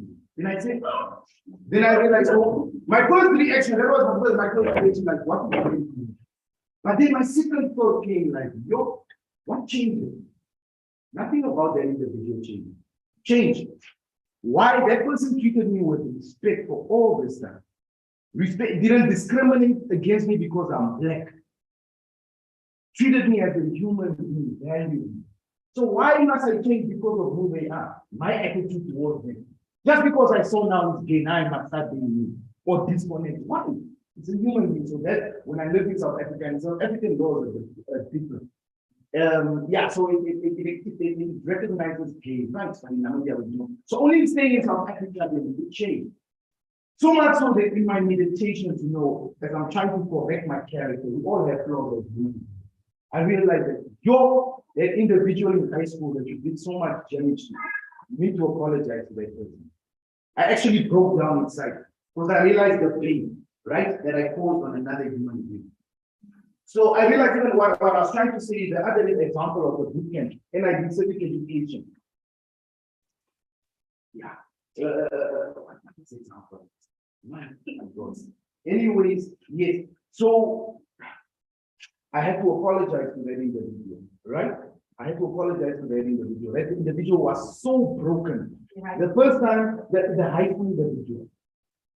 The person ignored me. I inboxed the person on Facebook. I am so sorry from the bottom of my heart. I read, yes, this is it. People, we discriminate against people and then they want to commit suicide. Right? They don't accept themselves. They think, then what's the point of living if I can't be myself? Right? So a lot of people, we contribute to the emotional distress, the comments we make, this discrimination we make, right? And that's individual at the boot camp. That's the other gay individual. That's what the individual was experiencing. That you are depressed. Maybe I think about taking my own life. My family doesn't accept me. I'm just a human being. Because of who I am, this is how I'm feeling. The person didn't accept it the first time. Maybe 6 months later, I say, sorry, I'm really from the bottom of my heart, please forgive me. They didn't accept it. Maybe a year later, I inbox again. I say, I'm really sorry, this is disturbing me. I realize now, looking back, how much pain and hurt I caused you, please forgive me. Then the person, the individual, forgive me. And I realized from that point, I will never discriminate on others because of who they choose to be. You have no idea the harm that you are causing on people psychologically, right? Let people be free to be who they are. As long as we all have rights, we are all human beings. As long as we don't violate each other's rights, it's okay. Ladies and gentlemen, there's GBV. Gender-based violence is not just one partners in a relationship, maybe the male beating the female.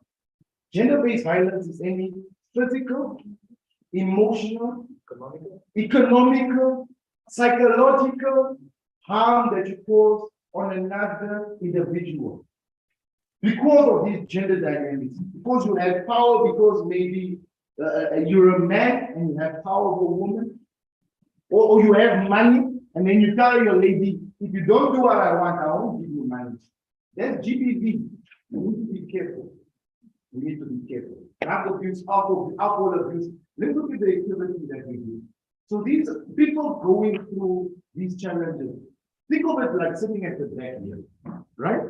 And us with this information, it's important that we advocate so that everyone is respected, everyone lives with dignity, everyone enjoys the rights that the Namibian Constitution guarantees.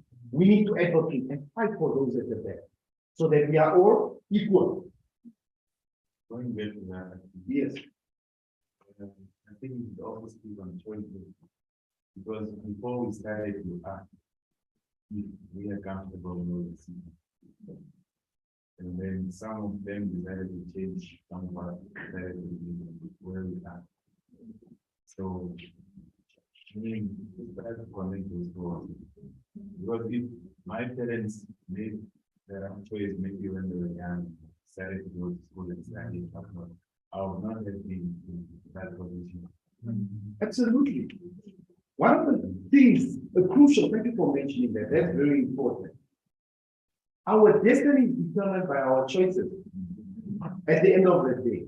Not really the circumstance, but the choices that we make. And if we make better choices, we have an opportunity to move for instance. Thanks for connecting it.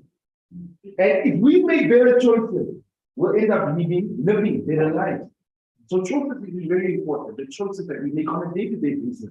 And it's not on a very small level, right? The choice to go party or to play or to go study. Right? Even let's take it to GBV, what we are talking about. The choice to beat your partner or not. Right? How our lives turn out is determined by our choices. Thank you. Okay. Ladies and gentlemen, carve your name on hearts, not tombstones. I'll repeat it. Carve your name on hearts, not tombstones. Many of us are alive, but not many of us live. And when we die, our names are carved on tombstones. But how many of our names will be carved on the hearts of others? What I'm talking about, ladies and gentlemen, is our legacy. What do you want to be remembered for when you are no longer here? I read a book once. It was called The Leader Without a Title. Robert Sharma. How many of you have read it? Matthew. So basically, in this book, Robert Sharma describes a situation where Tommy meets Blake. Now, Blake is the mentor, and Tommy is the mentee, someone being mentored, right? Blake tells Tommy, meet me at the graveyard tomorrow at 5 o'clock. You say you want to be successful, you want to live your dreams. Huh? You want to be wealthy, you want to change people's lives.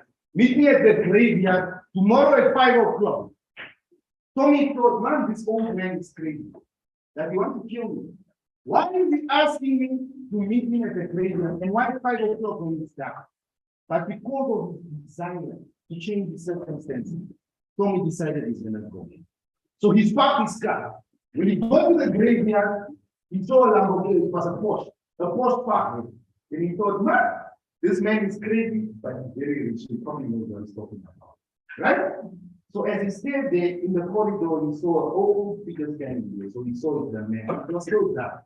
He was hesitant because he was scared that he didn't know the man very well. He's standing at a graveyard at 5 o'clock in the morning. He had no idea what this man is planning, but he still went. When he went to the man, which he called Blake, his mentor, Blake said, "Thank you for coming. I want to give you realize the reason why I met you at the graveyard. I want you to realize that life is short. At any moment you can be gone. That includes all of us in this room. We are here now, but you don't know what tomorrow holds. Any moment you'll be gone. Then all those things you were chasing, those virtuous aspirations, the cars, the big houses, all of it will fade in an instant." Then he asked me, please climb, there were 2 graves. He asked me, please climb into one grave. He said, this old man is crazy. Now he's asking me to climb into this grave. But because of his desire to change his circumstances and to serve and to impact the world, he climbed into that grave. When he got to the bottom of the grave, there was a tablet with certain things engraved on it, which were the 10 regrets of life. Now, I can't remember each and every one 100%, but it went something like this. On your last day, you will realize that the beautiful song singing within you is going to die with you. And no one in the world is ever going to get you hear it. You realize that you wasted your life on virtuous pursuits, chasing money, cars, while you could have used your time to serve and to help others. You realize that you could have used your talents and maximize your talents and use them to serve humanity, but you didn't. You never realized your full potential. The list goes on and on and on. Basically, you wasted your life. Now, I've never been there, but I can guess that this is probably while your life, when they say your life flashes before your eyes, these are the things that you realize. Yo, I wasted my life. Tommy climbed out of that grave, was a bit shook. He realized, yo, I'm shook. His mentor, Blake, asked him, please climb in the other grave. He climbed in the other grave, a bit more comfortable. At the bottom of this grade, we found a golden tablet. And on this golden tablet, it was written, the 10 joys of life. And it read something like this. Although I did not achieve all my goals, I gave my absolute best every single day, and I'm okay with it. I use my time to serve and to help others and to uplift humanity. I use my talents, my God-given talents, to promote socioeconomic development. I did not just live for myself.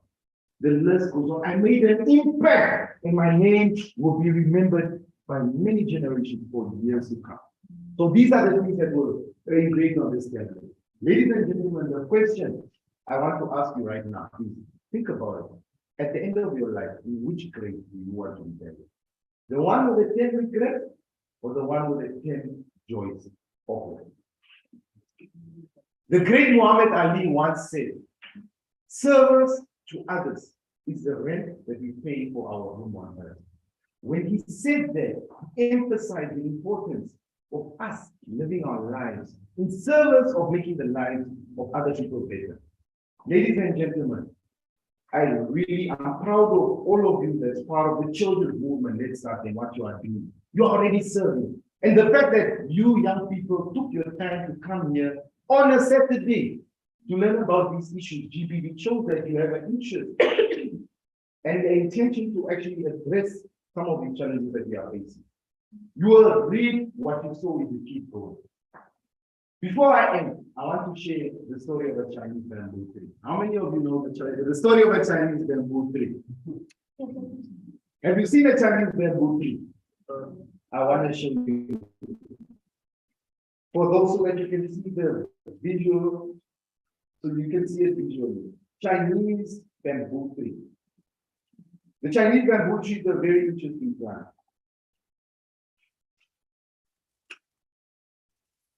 I know some of you at the back probably won't be able to see clearly, but here it is. It's these tall trees. Have you seen them in the movies or so? And if you look here in the middle, there are two adults here. Look how short they are compared to the tree. Now to tell you something about the Chinese bamboo tree. If you take the seed of a Chinese bamboo tree and you plant it in the soil, you water it, you nurture it, for a whole year, there's no growth above the surface. The second year comes, you are watering this plant, you are nurturing it, still no growth. The third, the fourth year comes, still no growth. Let's be honest, how many of us would give up at this point? 2 months. You say 2 months, you don't even need years. But something interesting happens in the fifth year. In the fifth year, this seed grows 90 feet in just 6 weeks, 5 or 6 weeks. 90 feet is about 27 meters in just 5 to 6 weeks. Now, what was happening in year 1, year 2, year 3, year 4? Is this seed was growing roots that go deep enough into the soil. It was building a solid foundation that was able to support the outward growth of the Chinese bamboo tree. If it didn't take that time, you saw how tall these trees are. If it didn't take that time to build roots that go firm into the soil, it would never be able to support that soil structure. Now, why am I telling you this story, ladies and gentlemen? Because success is like a Chinese bamboo tree. How often do we work and work and work and give and give and give and serve? There's a saying, you reap what you sow. If you want to get, you must give. But then we give, we serve through children's movement and what, but sometimes maybe we feel, yo, where are the rewards? Maybe you study and you still fail. You feel, is it even true? Do you really get what you give? But I guarantee you, my people, if you keep going, if you keep serving, you will eventually reap what you sow. Ladies and gentlemen, thank you very much. I'd like to end it there, but as my final words of encouragement to you, I want to show you a video of one of my all-time favorite people, Muhammad Ali, the great Muhammad Ali. I remember once in the 90s, I remember it but sometime in the 90s after the World War, Ali was stripped of his heavyweight title, right? He was a boxer. For those of us who don't know. Why was Muhammad Ali stripped of his title? Because he refused to fight in the Vietnam War. The American government asked him to join the war as a soldier to go fight. Ali said, I refuse to fight. I refuse to kill innocent people that didn't do nothing to me. And also, if you can't fight for my people here at home, that are living through poverty, that are being discriminated against on a day-to-day basis, I will not fight for you. So they stripped him of his heavyweight title. I'm not sure if they put him in jail or gave him a sentence and fined him a hectic fine, right? But Ali was firm in his principle. He said, I will not do it. The difference between Ali and Mayweather, let's look at Ali and Mayweather, for example. Mayweather has a better record than Ali. He never lost. Is it 51-0, 49-0? 51-0. But if we look at impact, Muhammad Ali was way bigger than boxing. For Mayweather, it's boxing, and that's what he thinks. Maybe cars, that's what. But that's it. And there's a saying, if money is all you have, then you're not as rich as you might be. With Ali, although he didn't have a boxing record that was good as he was way bigger than boxing because he dedicated his life to serving others. If you want to be great, my people, serve others. Thank you.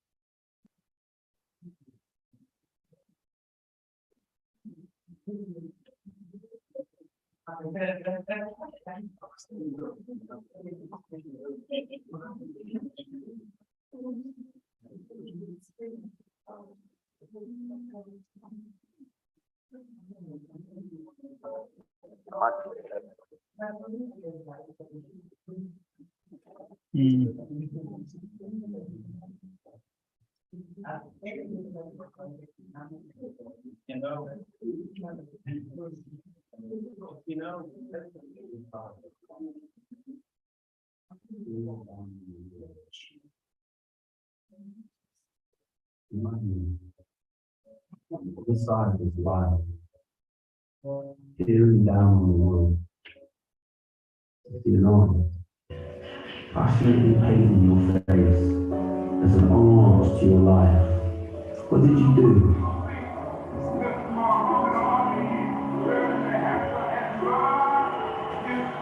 What did you change on this little blue planet? He is the greatest of all time, and he was the greatest of all time because of what he did outside of the ring.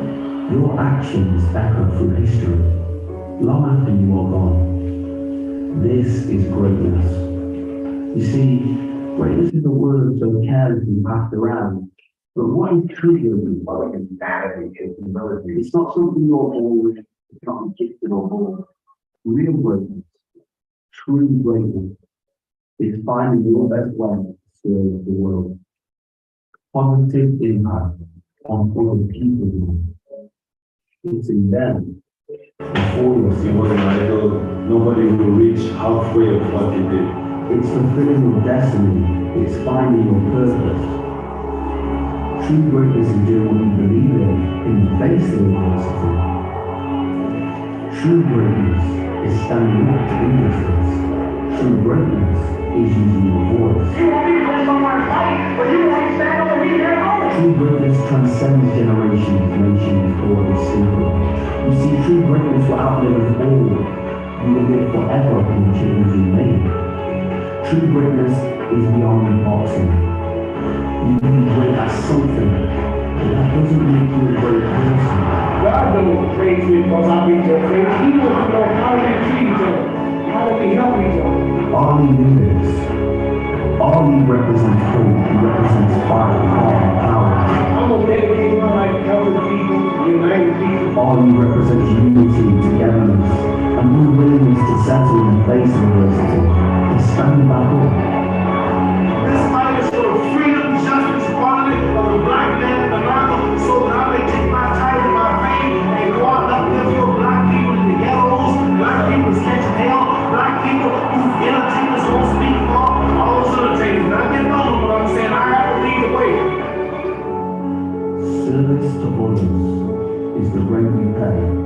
really Ali said that greatness is not settling for fame, money, and glory. True greatness is stepping back into the unknown, risking your own legacy to help others. Everything Muhammad Ali has built over the years as the greatest boxer to ever live online for us. He stood up and said, I'll give up the greatest title in the world because I will be a man of conviction. And if I can be half that man, he is the greatest. To call him a great boxer is an injustice. He was bigger than boxing. He was the movie stars. He was something special.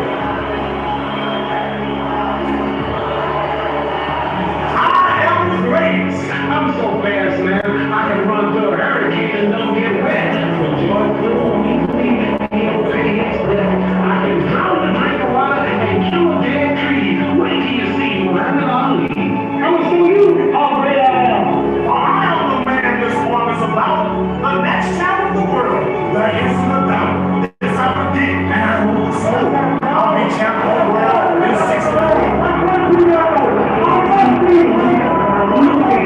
Just like I came in, being a big bad monster who knocks out everybody and no one can move it. That's what that little Cassius played. The Louisville Kentucky king on the stop sign. This one, the man who violated 4,000 times, he was gonna kill me. Well, he's a giant. He did a different breed of curse. He's kind of like this. I blasted with alligators. I tussled with the whale. I was handcuffed lightning and put thunder in jail. I was to you already.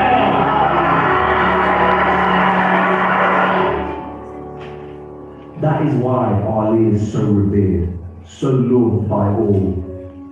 Ali was so much more than a great boxer. He was a great person. Be great now, today. You just have to decide. Who knows if we get to look back down when that time does come? But if we do, what do you want to see? Rest in peace, Muhammad Ali. Ladies and gentlemen, before I go, I have some other commitments. While I was watching the video, it made me think of something I saw with Muhammad Ali that actually brought tears to my eyes.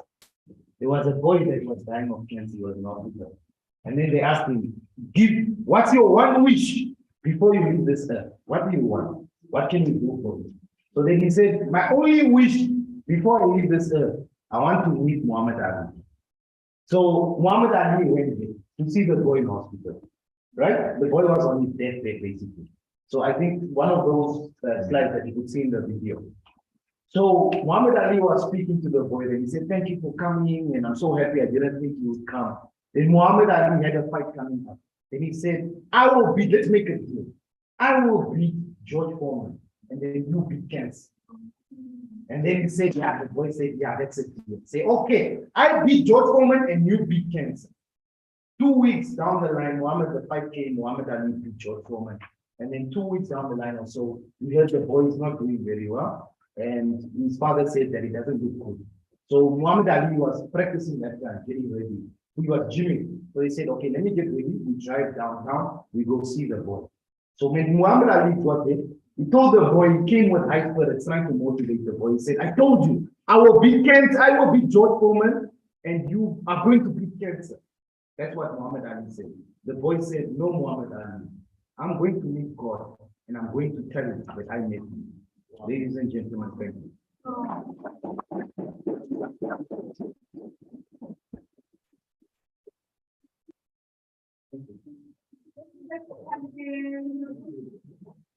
Right. There's always like an inside joke that we, the children's movement, like to say. We say when Mr. Pandu speaks, everybody listens. Like guys, I just want to say thank you so much, Mr. Pandu, for your empowering presentation. I hope all of us do something out of this presentation. And because I see we're getting too serious now, I will have to call Matthew to give us some icebreakers, whereby we can be a little bit energetic because I see we are all down here. So Matthew, please. Yeah, this was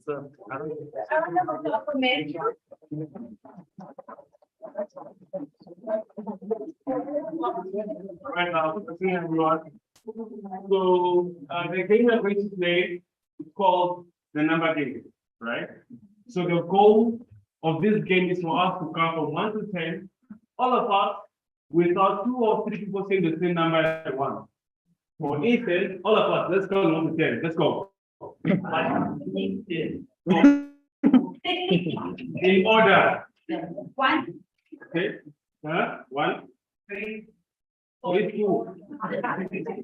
Okay, one last time. 1, 2. Okay. Okay. Great, y'all are smart. Good. Okay, now, as you can see, people are saying 2 people are saying the same number at once. You know, so those who say 2, 3, so one to avoid this, one to avoid, the goal is one person must say 1, one person must say 2, one person must say 3, just as the until 10, right? One last demo, let's go. 1, okay? So, you see, so that people say 2 at the same time. We want to avoid it now. Let's go. 1, 2. Okay, okay. 1, 2. Oh. Come on, guys. Come on. Simple. 1, 2, 3. Okay, now close your eyes. All of you, close your eyes. I'll start off with 1, and then somebody will go with 2. Right? That's all right. Silent. 1, 2. Okay, one more time. 1, 3, 4, 5, 6, 8, 10. No, we can't go to 10. The number should be quicker. One last time. 1, 2, 3. I had 3 twice. Okay, now one last time. All right, I'll start off with 1. 1. 2, 3, 4, 5. I just had 11. This is embarrassing. Okay, then let's push the alphabet. A, B.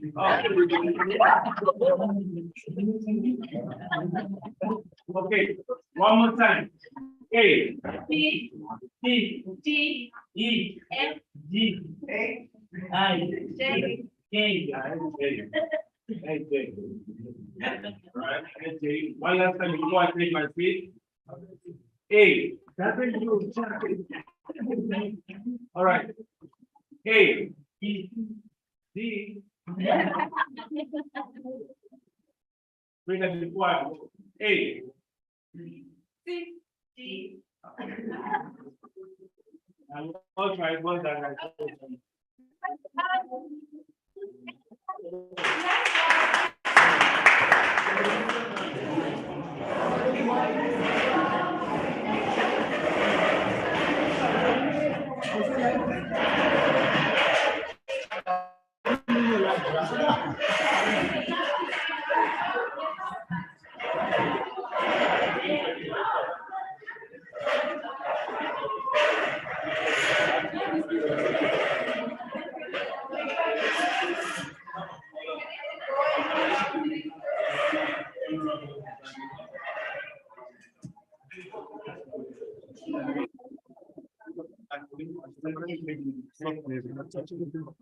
should. My laptop, don't touch anything.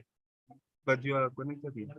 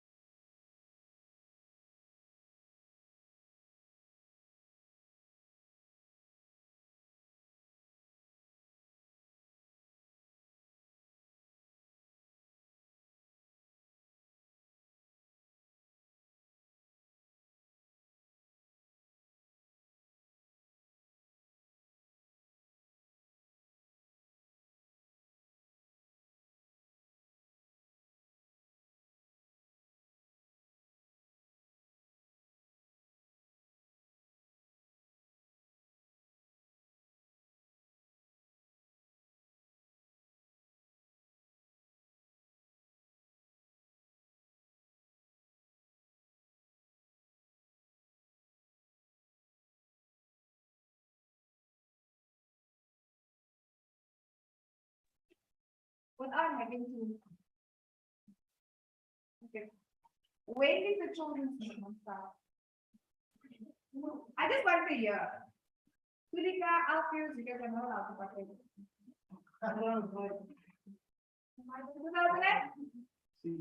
No. Oh, Guys, remember making your lunch something, but it's very important because when I get lunch with my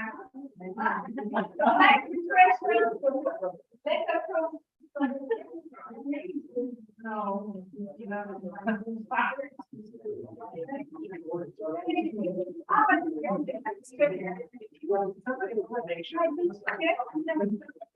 No.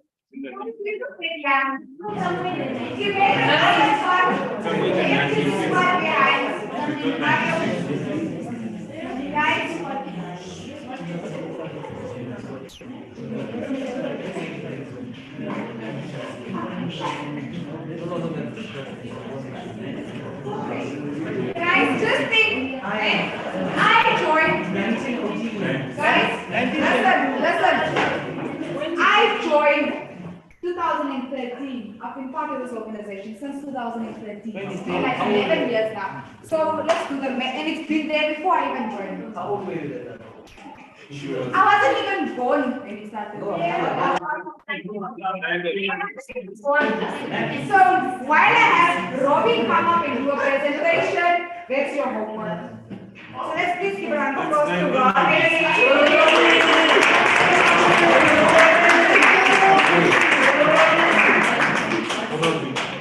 Guys, let's give Robin another hand of applause.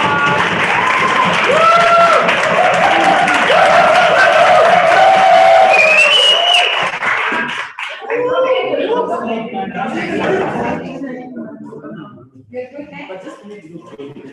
I think just say next to you. Okay, people, please. I think you're handling. Good afternoon or morning already. So I have the privilege of coming up here and giving you a small presentation. Unfortunately, we don't have the flashy projections, but hopefully you are attentive listeners. You know, it's a very tough one when you are given the slot before lunch. Because if you are too long, people are like, hey, this guy is delaying the food. You know? So I'll try to be as brief but comprehensive at the same time. You know? But anyways, my name is, I know the program is saying Bobby. My unofficial name, one day Bobby will speak, but my name is Bobby Muluti. I'm the chairman of NOID. NOID stands for the Namibian Organization of Youth with Disabilities. Some of you may have heard of it, some of you may not have heard of it, but I am going to give you a little bit of a background into what NOID is exactly. NOYD, Namibian Organization of Youth with Disabilities. So, NOID was established in 2013 by various parties, including the National Youth Council of Namibia. The organization is the only organization whose sole focus is youth with disability of all disability types. Contrary to popular belief, disability is not just one thing. We have a lot of disability types. Again, some of you may know this, some of you may not know this. You get persons with visual impairment, persons with hearing impairment, you get persons with various physical disabilities, persons with psychosocial disabilities, mental disabilities, and the list goes on. So our focus is on youth between the ages of 16 and 25. The age group is described as the youth age in the National Youth Council Act and also the National Youth Policy. So according to national law, between 16 and 35, that's the youth age. But there are others, like, you know, internationally, other organizations consider youth to be from 10, 24, you know, it varies, but locally, according to national law, it's 16 to 35.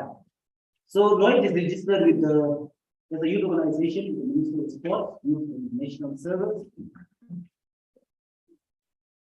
We are partner organizations again with the National Youth Council, like I mentioned earlier, and we also affiliate with the National Federation of People with Disabilities in Namibia.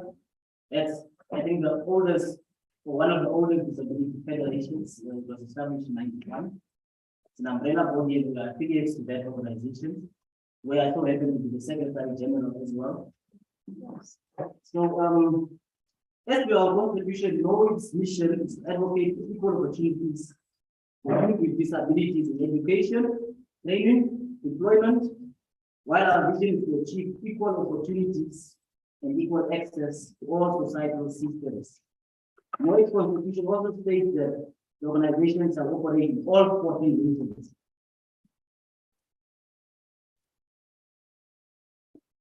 So I'll go through some of the challenges that people with disabilities generally face, but more particularly youth with disabilities.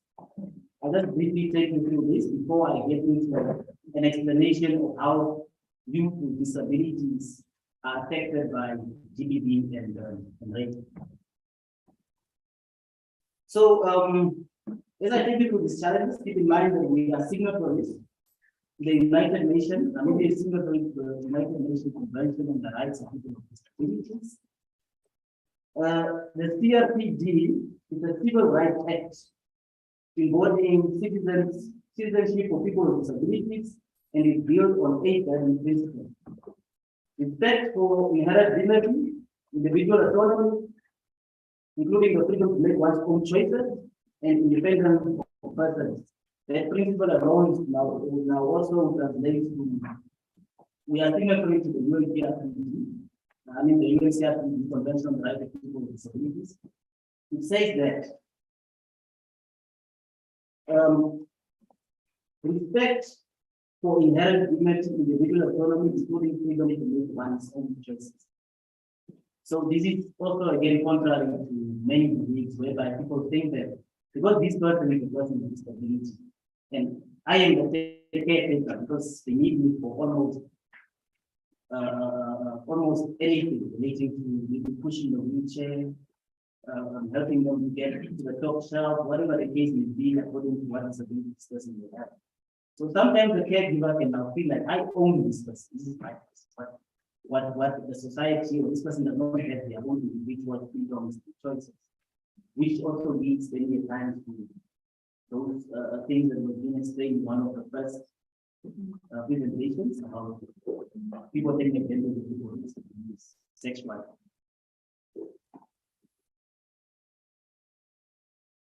All right.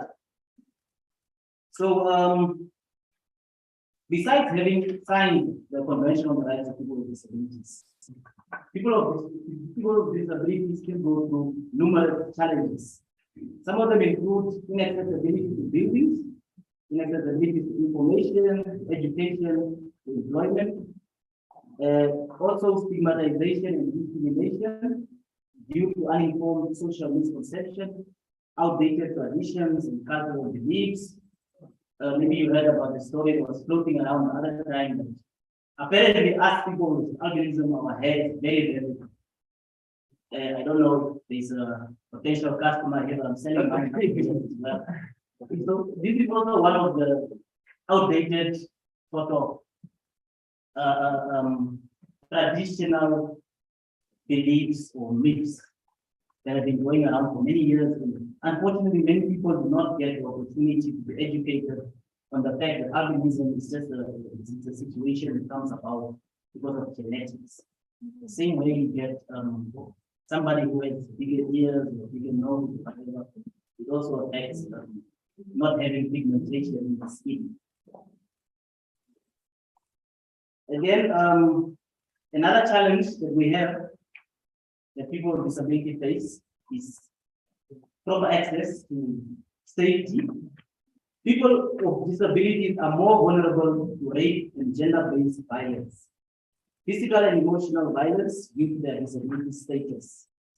It is actually very difficult for many people with disabilities to report a case at a police station we have had many incidences whereby, let me give you an example. A deaf woman goes to the police station. She was raped the previous night. She comes there and the deaf lady does not, she only communicates using sign language. Many of you, I'm sure, know what sign language is. The language where you use hand gestures to sort of translate what you are saying. So now, unfortunately, at the police station, these people do not understand sign language. So in that case, how is this person going to be able to report that case? We had a meeting once upon a time with the police force, and they had informed us that no, in that case, we are going to apply for the state to organize a sign language translator. In this process, we know what the bureaucracy of government. This thing can take how long? Maybe 2-3 weeks. By then, maybe this perpetrator already came there and tried to pay off the victim or try to threaten the victim to say, if we go and report, if we go and do this. So by the time the translator comes, maybe the woman has changed her mind. You see, or a blind person goes to the police station. The police officers, we know how ignorant they can be sometimes. This guy will ask you, what do you mean he raped you? Because it's ignorant all over. How did you see the person? No, but the person was there physically, I felt the person. But again, ignorance is there. And now being able to identify this person also will be difficult because this person is blind once again. And also something that was mentioned in the earlier presentation about you are sleeping, the lights are off. Some of us are deep there where the lights are always off. So imagine now the person creeps in. This person pretends to be your boyfriend. If you are blind, you will not be able to identify whether it's your boyfriend or not. Many times. So those are some of the challenges. So the United Nations Convention on the Rights of People with Disabilities and other human rights conventions guarantee the fundamental human rights to physical, social, and psychological health, specifically the UN Convention on the Rights of Persons with Disability, guarantee persons with disability the right to access the same quality and standard of free, affordable health care and programs provided to other persons. So as signatories to this convention, it says that Namibia should ensure that we have equal access to health services, whatever is related to health. In our case, we know how many programs are running in this country related to GBV, because obviously we know that the AIDS pandemic, so many unintended, unwanted teenage pregnancies. But tell me, in terms of programs like Dreams and I don't know what other ones, maybe also put on your basket, Condomize. How do you guys actually ensure that you are inclusive to persons with disabilities? This most particularly groups with disabilities. The Dreams program, I think we need obviously some sort of intervention there. It's a very good program. It has changed many lives. We need to ensure that it's inclusive to everyone. When we say everyone, is regardless of your disability, regardless of whether you are from the LGBTQ community, whether you are a woman, man, tall, short. It does not matter whether you are in a wheelchair. So how do we ensure that? Because we have signed the convention, right? International law that binds us to actually sort of implement the things that the international law provides. But in our case, when it comes to implementation, we are lagging behind very, very far. And this is something that we should work very hard to sort of mitigate. Because, and I want to also maybe say thank you to the children's movement, the fact that you have a slot where somebody can actually bring a disability perspective to the house. I think it is very commendable. Other organizations to follow suit. We should work together. We are creating GBV, inaccessible schools, or whatever the case will be. As organizations, we should work together to ensure that have a better future.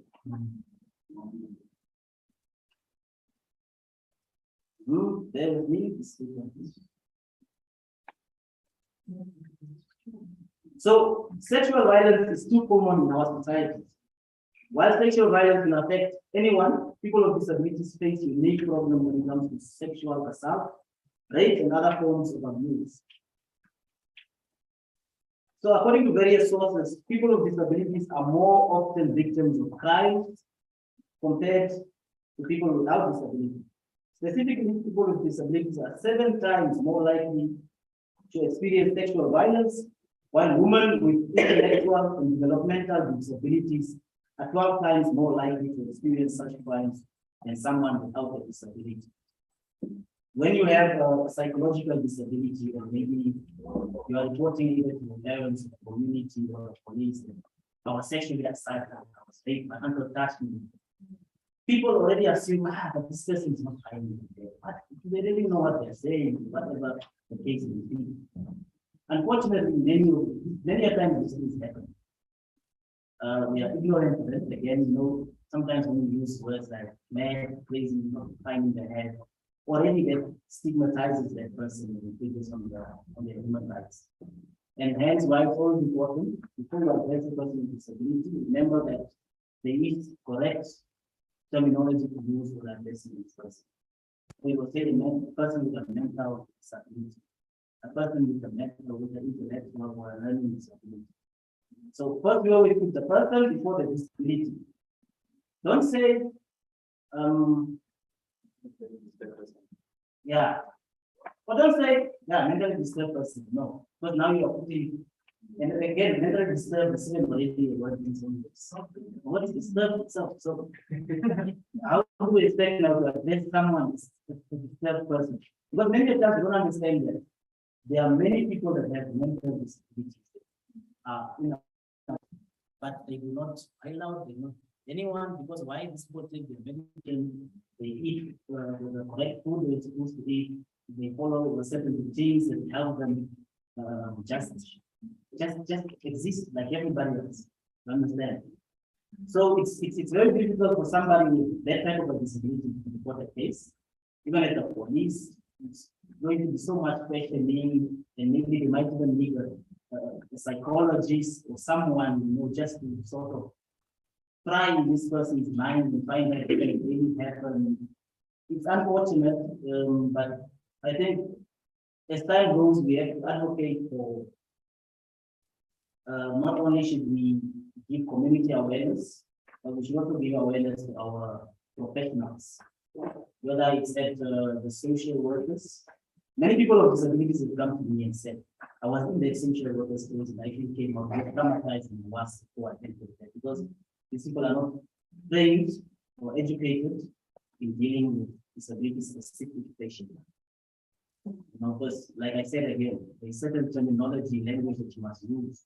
You must also remember that their disability may have been caused by traumatic something in the past. So sometimes you are reminding this person about accident and then you are making jokes like you are thinking about bumping and crashing and whatever. So you actually sort of bringing back bad memories when that person is with disability. So again, training the community members, even in schools, professionals, everybody. I think there is a very, very good way to start in order to accommodate some of these issues. So again, it says that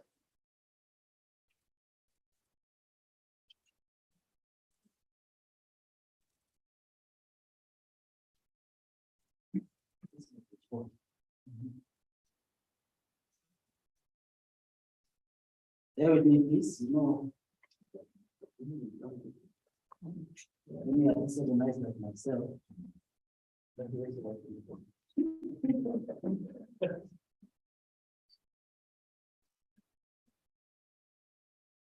Okay, here we are. So there are many reasons why persons with disability may be more vulnerable to sexual violence, including lack of education around consent and healthy sexuality. People with disabilities are often not offered sexual education. That's what I was alluding to earlier. Perhaps because their parents, caregivers, and educators do not view them as sexual beings. So many testimonials where people with disabilities have come forward and said, I was at the hospital, they denied me PrEP or family planning or any of those SRHR services. Because the nurse simply said, you are having a disability. How do you do it? You know? So sometimes the disability is physical in a certain nature that people just assume, no, this one's not. But everybody is a sexual being, or at least most people. And then it's not fair to just assume by looking at somebody's situation, just to assume that no, this person does not do a certain thing, or there's nobody to find this person whatever is in there. So when this education is provided, it may not be accessible to all students and even effective as a result. Professionals and families can find a list of resources for education on health, relationships, and sexualities from various places, whether it's the internet. But basically, what they're also saying here is that even the available sexual or the available information on sexuality, GBV, SRHR, that is there, it's not accessible to everybody. A blind person, many times people read braille. We have pamphlets for some of these campaigns that we run in those type of in that accessible format for the group of people who may need to. That person will be watching the TV commercial. There is no closed caption down there or the subtitles, or there is no sign language. So this person automatically is left out of that information, that important information. So even if the information is there, it is not accessible to everybody. So other risk factors may increase the likelihood that a person with a disability may be a target of people who abuse. They include the type of their disability, lack of accessible transportation, gender, social isolation, negative public attitude towards persons with disabilities, lead sex offenders to view them as easy targets. Communication barriers. There are people who have speech disabilities.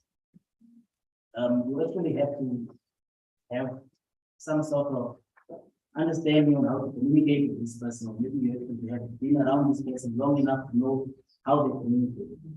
So their speech impairment, maybe it's your girlfriend, you are having sex, and she's saying no, get off. You may not understand, but just thinking maybe she's mourning pleasure, whatever the case may be. So you should always consider this. You should always consider this. Learn compliance of people with disabilities, poverty.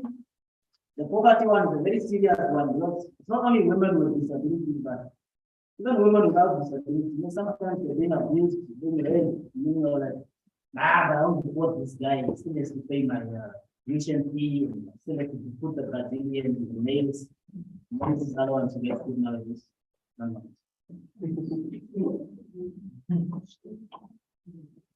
So many people with disabilities also only rely on caregivers. This creates a dynamic where the caregiver has a significant amount of power over the person with disability, which may allow them to threaten, coerce, or force the person to whom they are providing care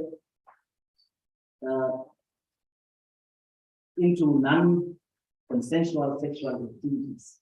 In many cases, the person with disabilities is rejected to be compliant with their care, is expected to be compliant with their caregiver. For example, the person who lives in a group home is expected to eat what the staff assigns to them, regardless of what their preference may be. Similar to a person with a caregiver is expected to follow the same schedule. I spoke on the caregiver thing, and it's like, because this person is caring for me. Some disability may be so extreme that you have to change diapers and stuff. So you feel like now you are indebted to this person. So when this person comes, even if you do not want it, right? You just feel like I'm obliged, otherwise who's going to take care of me? This is the only person that cares for me. That leads to many risks many unwanted pregnancies. And then speaking of pregnancies, by the way, in advocacy, you know, there's a certain law on abortion.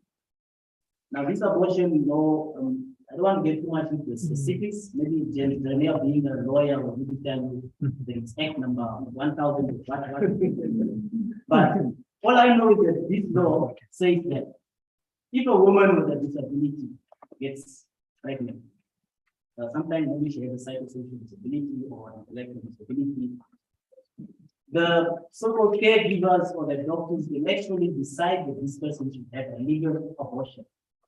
Right? So they are not taking into regard this person's individuality and this person's personal thoughts on the matter. They are just deciding for this person because they're like, but you are like this, how will you take it? I don't think it's good. It's wrong at the end of the day.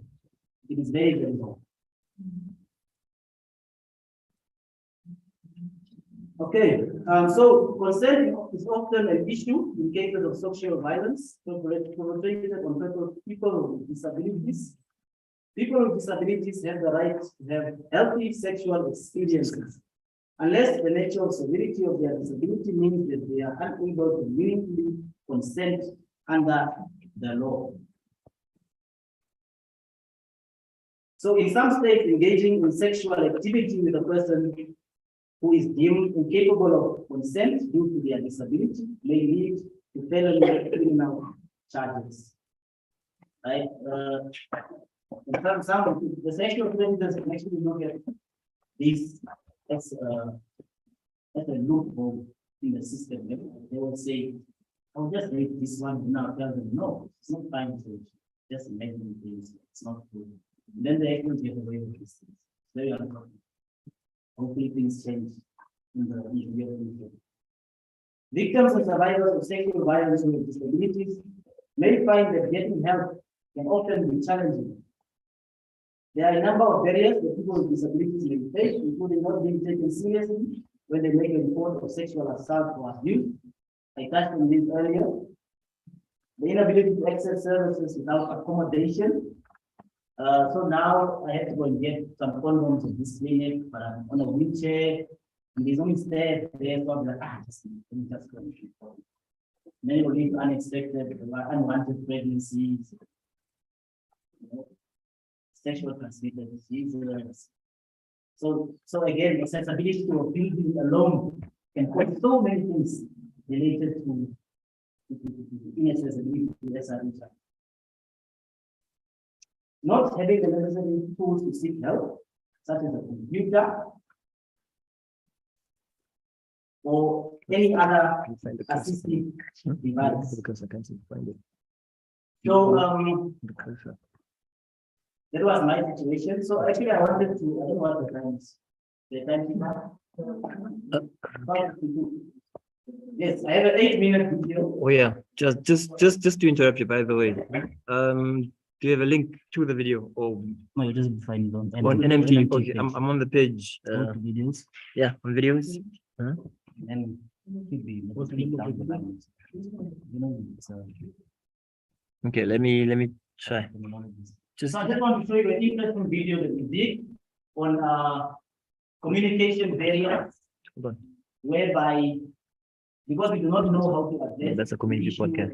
Disability or Also podcast. how to address their type of disability, things go wrong in society.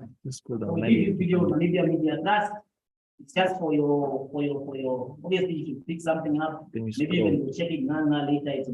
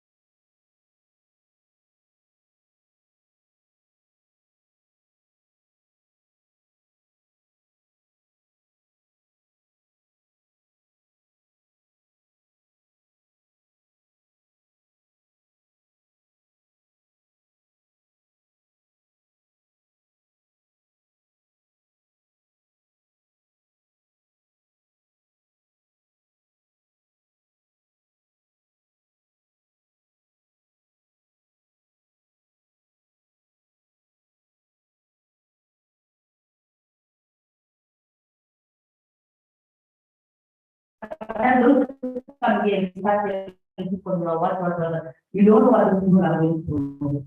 And it's something that I have been very hard way because I like making jokes, and I realize because this joke is making you observe and see the situation, and that's what the profession taught me.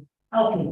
I think I'm speaking so much, but I just want to actually say, we have what we call long-term effects of sexual violence, and whether it is done when you're a small child, when you are done, when you are married, while you are no longer a baby, it's a very painful process, and nobody can actually do that, and nobody can say, no, it's fine. I knew you wait that anyway, so it's okay to be like, no. It's a very painful process.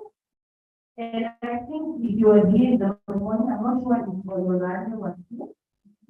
She told you about the release and release in marriages and all that, right? So this is what is happening. And in most cases, it's a very tough situation. Imagine me myself being there and I'm going to watch my husband and say, hey, that would be the joke. Yeah? I'm trying to bring the police station and report, now my husband is releasing last night. The police report, the police is going to laugh. But it's actually something that is really happening. And I think most of the time people are thinking for granted. And I think people should even room to just express themselves. If I say I don't want to, right? Yeah, isn't it? So this also involves a lot of emotional, a lot of psychological issues, and also sometimes physical conditions. So it's just not about me and my body, right? But there's somebody beating up. It works here. And that's why sometimes the solution is just that I'm not die. I'm not die. And you know the situation when somebody is in that mode. It's not that they don't have other good things that they can think about. No, it's only that their life is done and whatever is done, and that's why we need professional people that can help them to get out of this problem. Okay, now when we talk about effects of rape and gender-based violence, we talk about the mind. It involves the body, it involves the behavior, it involves the thought, and it involves the feeling. What does it mean? In most cases, I can even I could be somebody that speaks so much just because of this trauma that happened to me. I just be quiet. And sometimes it's very important, especially saying that the child at home, be very observant. The child is not okay. I know when I think that something is wrong because they are very hyper, or either they are sick or something is wrong. So we need to observe even with our friends. If you see your friends, because it's not so easy to just come with or how do I even tell you? Because the most kids are often embarrassed, isn't it? Especially when it comes to children. They tend to feel if they are going to get the feelings we are going to go through them. Just very, I'm not going to make it a very big presentation or something that will confuse everybody, but that's going to go there. And when we're talking about feelings, how does this whole the race and being up change the person? It actually makes you feel guilt, shame, self. They blame them like it's me because of me. It's because I was wearing a short skirt. I tried really up blaming so that I can look like a young person. They just thought I was dressing like this. So they tend to blame themselves like because of the way I'm wearing, that's why I was wearing. Also in parents, especially a child, that is the rape will be so important to talk about it. So that's why it's very important for mothers or people that are saying or taking care of the children to this stage. What's wrong? Are you fine? Talk about it. I'm here to listen. And don't judge. The moment you start judging the person, it's gone. You've lost it. You know that. The moment I come to you and say, yeah, it's because the other day you stole. You lost it. Open, be very open to what the person is saying and understanding. Okay? Fear, distrust, sadness, always angry. These people are so vulnerable. Even if you just do anything, they tend to be angry and take it personal, whatever, but it's because it's something that you are actually doing what? You are opening your wound and all the wound. It's just doing this when you do the wound. lack of control. They can even start now pleading anyone. Numbness, confusion, shock, disease, and the one that is very dangerous is denial. That one can kick somebody off because they know it's happening to them, but they still feel it. You know, they just not caring or they don't care what's happening, and they can really even got very damage to other people. Now I'm going to look at experience. I'm teaching now guys who are experiencing and experiences. Most of the time they are depressed, anxiety, they don't associate anymore. They have flashbacks and most of the time nightmares of what happened that night or that day. Suicide also really, really common and we said it because they feel they are dirty and they want to be better or they will still be bad, especially not given proper information. Difficulty in concentrating, sleeping problems. So other common reactions are these things like alcohol abuse. They tend to really get the support from alcohol and drug abuse. So sometimes we just don't go in the system, directly by there should be a reason. That's why I want you guys to be very less judgmental. Because we tend to get a lot of people because of the way they are. We should learn to accept the people the way they are and move on. Self-injury, self-harming, they can even do things to themselves. Sexual problems, they'll never be able to be happy in their relationship or have sexual intercourse anymore because of that. Parenting problems, confusion about sexuality, what do they really know? What is my identity? Imagine, I want to give you another scenario people before I think down. A young girl that was saying in the same day, a young boy, not a girl, and this they started speaking with this boy. At a certain age, this boy became how do you call it? He decided to change. I don't know. So people started judging this boy. So because I you know, it's a very sensitive topic, and it's something that we need to remember with care. Okay. Relationship problems and so many other. I think I'll end here. Yeah, I want to find out, speaking on the corruption, you say one of the side effects of rape or experiencing sexual assault at an early age is that yeah, is that the victim ends up becoming more sexually active. No, I don't say that. Like, I've not said that. I said they tend to sleep around. Okay, yeah, explain that. I would say that when a child, for instance, has experienced sexual assault from an early Okay, age. not really a child, an adult. But what I'm saying is it's not common, but this is just one of the because yeah, they will become like I would start liking, you know, they do it because of frustration and they do it end up sleeping with anybody, not because maybe I like it or enjoy it, but they do it. It's actually one of the things that we found out from our thing. I can explain to you how and what. And it's not like everybody. And mind you, this side this effect is not for everybody. It's for some. And it depends. So I didn't want to leave anything and leave out that one and just explain it to you. Okay, I'm trying to balance. Can I respond to it? Okay. It's more like, sorry, it's more like the person is looking for fulfillment.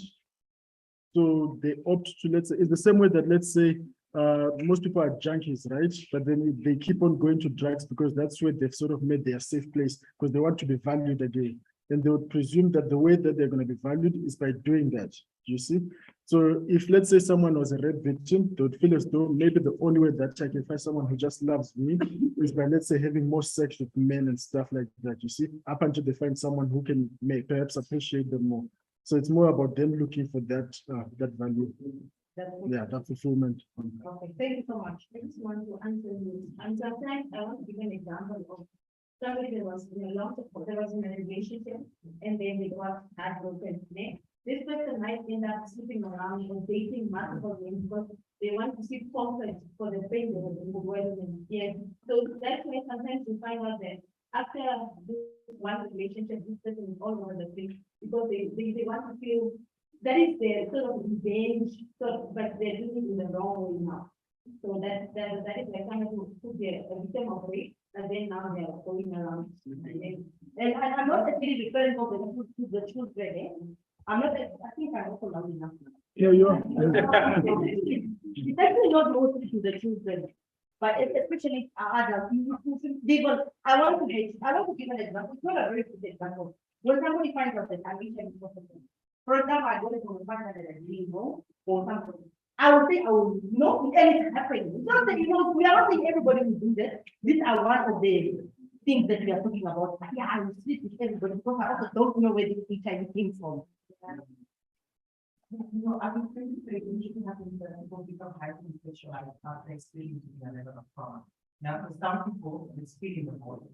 But some people that respond to something that they have no organized. So if I have been abused sexually by my stepfather for almost my entire childhood, my level of work is only to that extent of being used for sex by somebody.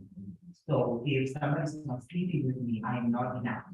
So then I need to now go around and try to feel that void. But my mind is conditioned in a way that tells me you are only good enough to that extent, right? Thank you so much. No, I just want to remark that when we started the conversation, we say don't take in terms of sexual violence. So this is not something that happens the person is the next month or 2 months. It's after a long time. Thank you so much. So what's the solution to that? What is that? Solution. Anybody can tell us the solution? Anybody can tell us the solution? Therapy. So it's another trauma and that person who did really have to exercise like personal growth and this stuff, just to be stop disrespecting groups who have been and then be able to recognize the situation. So a lot of the times when that happens, when you're living in denial, you're not necessarily conscious of what you're doing until it is put in your face. That's a very difficult situation for victims to move from a victim to a survivor. But a lot of it really intentional trauma counseling that takes the person step by step, and it usually starts by admitting the particular trauma and that feeling. Thank you so much. And also that you should mind, this is a problem. It's not something that you can overnight and say, I'm fine. And this person can pretend to be healed or to be fine. One thing, just one word, just one thing, this person will be reminded of that, just one word or sound or something. So that's why you need to be very, very sensitive, especially if you are living with somebody and you know this person went through such abuse. Be aware and don't make funny remarks like, yeah, it's for your father. You open your legs to be so what. We need to be very careful and support. And that also brings me to talk about the family support and the environment support. That really makes a huge difference. If I'm a victim or survivor or something, and I don't have a support at home, I'm gone, I'm done. If I have that support, somebody says, no one can speak to me. It's okay, we are there for you. I'm not judging this person. And that's what we are letting in our society, because people don't understand about this thing, about mental things. You can't tell me I'm not feeling well. Wake up and go and want to do this. There's nothing like this in my community. Waking up and somehow we're not feeling well. So these are the things that we need to be aware of and support one another. In as much as our society not allowing us or giving us the opportunity to be who we are, they know we can see they're living in a very democratic and free environment. Any questions before I wait over? I think I'm making up so much. Yes, at the back. Oh, no.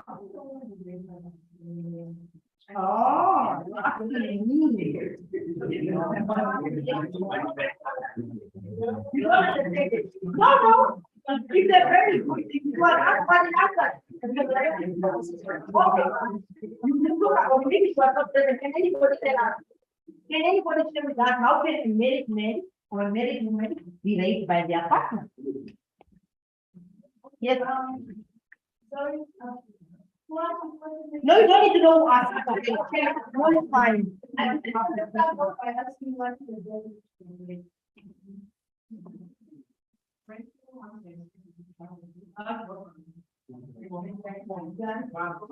But maybe you can say, but that doesn't give permission in moment to go name.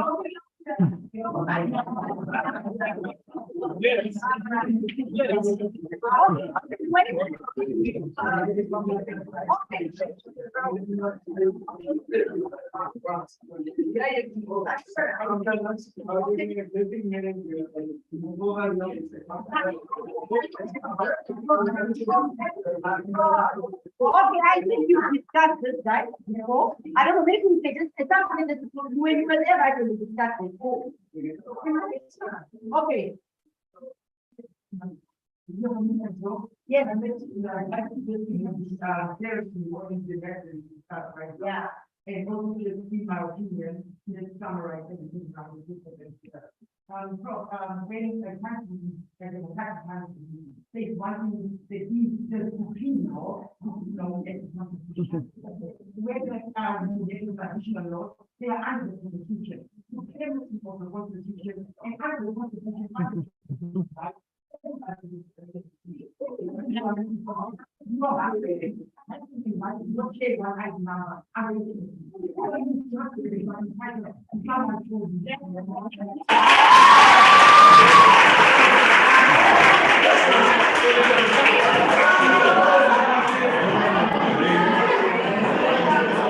Okay, thank you so much. I think that's actually from the law perspective.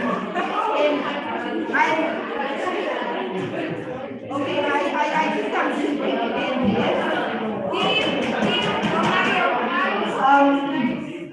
this is something that we need to think about.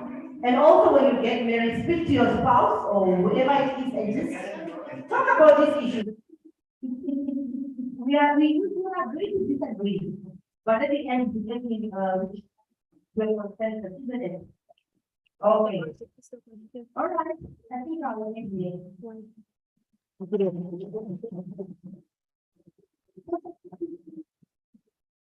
much for the team. I know you are the actually definitely work for that.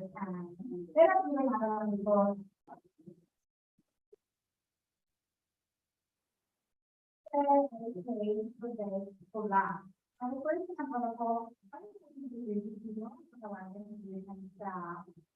I would like to give a round of applause to the next 5 speakers.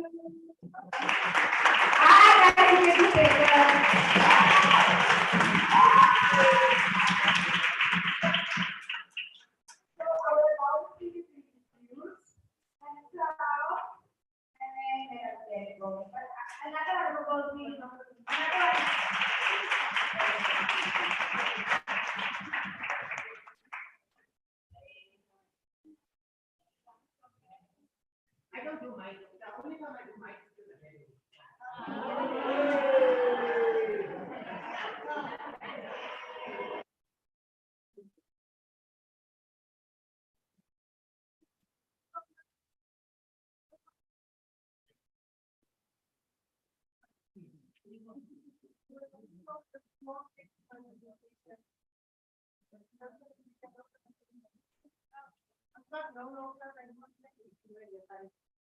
So my name is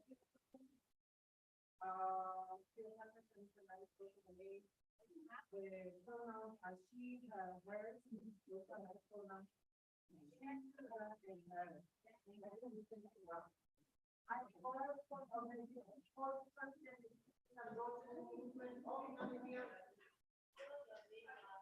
I hear buzzing. I think the switch must stop because Yeah, freedom. I'm sorry, but it's stepping me here. Yeah. I have 30 minutes. No, that's something you get after. You see, I have 21 minutes, so like you have your attention. Okay. Otherwise, I'm going to speak very fast and that won't do that.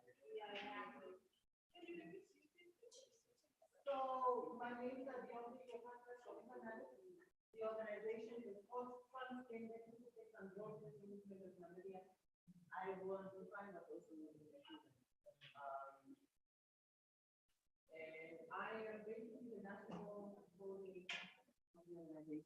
So, transgender, androgynous movements, people in Namibia that came together to form a movement.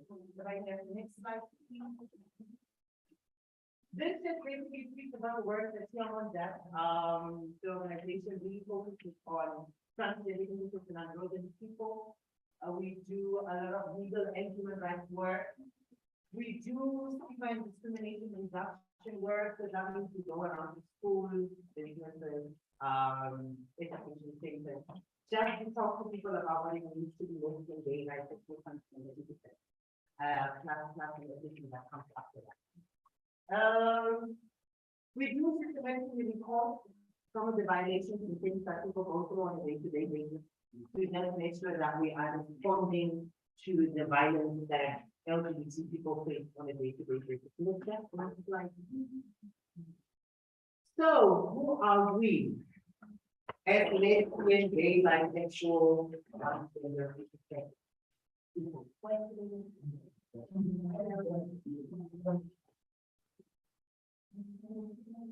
This is a little quick 30-minute exercise. I think I'm going to do a little bit faster.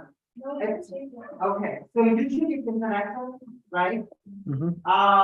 So random shout. When you hear the word sex, what's the first thing that comes into your mind?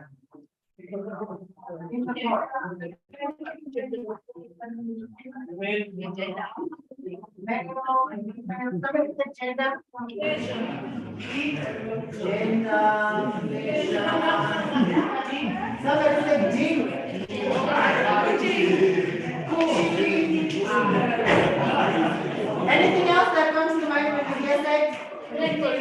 Pregnancy.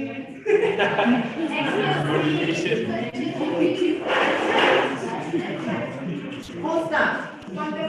Condoms.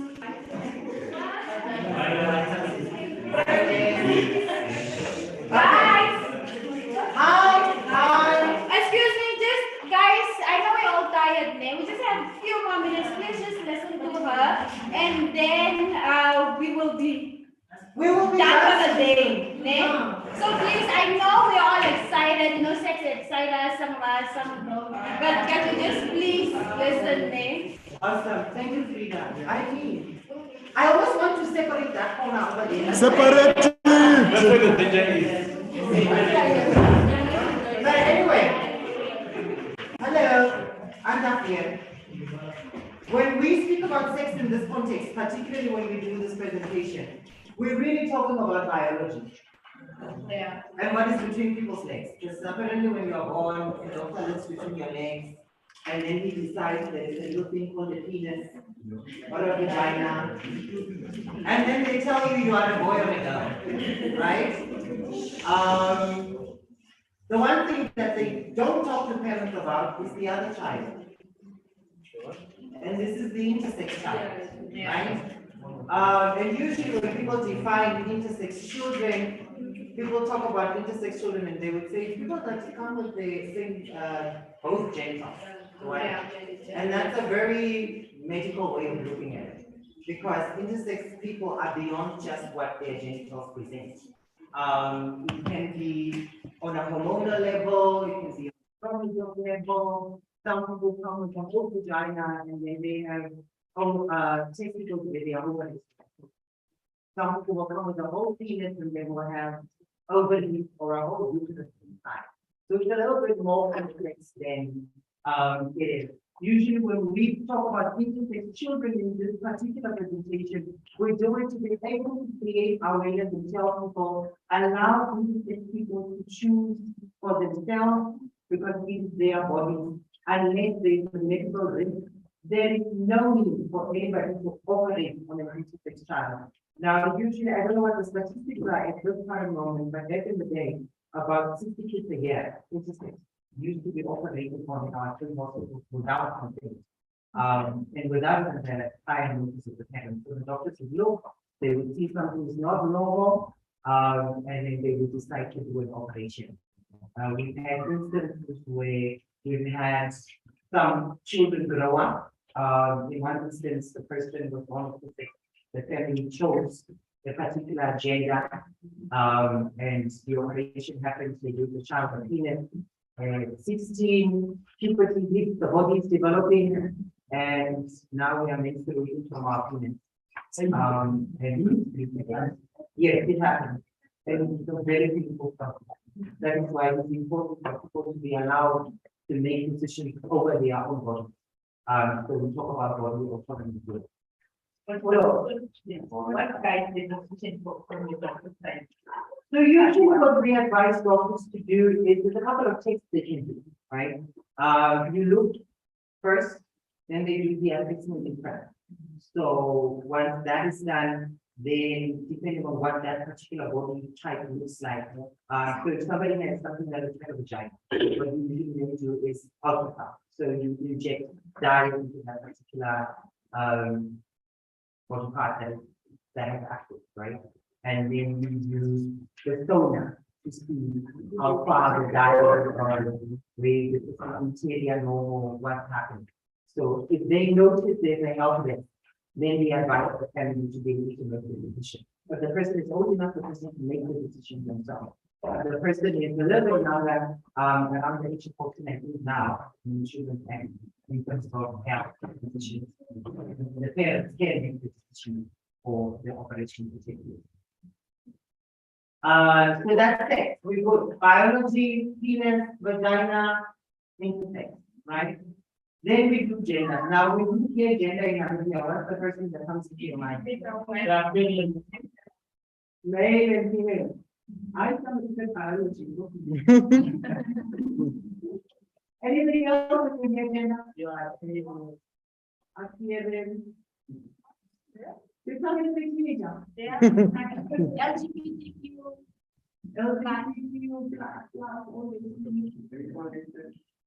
Rainbow Nation, okay. There's a project of this box, really speaks to societal construct, right? Now we all know gender is not fixed. Gender is very fluid. And gender is sort of like, it's almost like touching. It's something that a bunch of people said together and they decided, apparently when you come with opinion, they allocate a color to you, they allocate a role to you, and these are the things that must happen. So when we speak gender, we really talk about this type of construct. There's a lot of things that are passed down from generation to generation. It's not fixed. Really speaks to gender roles, speaks to gender expression,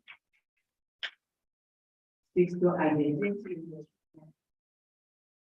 So when you say gender roles means the stuff that are assigned to you because you come in a particular way. So, a woman is a mother, she cooks, she cleans, she's in the kitchen, she pops children from her vagina, that's their role. Men, they put kids in a woman, that's how the situation.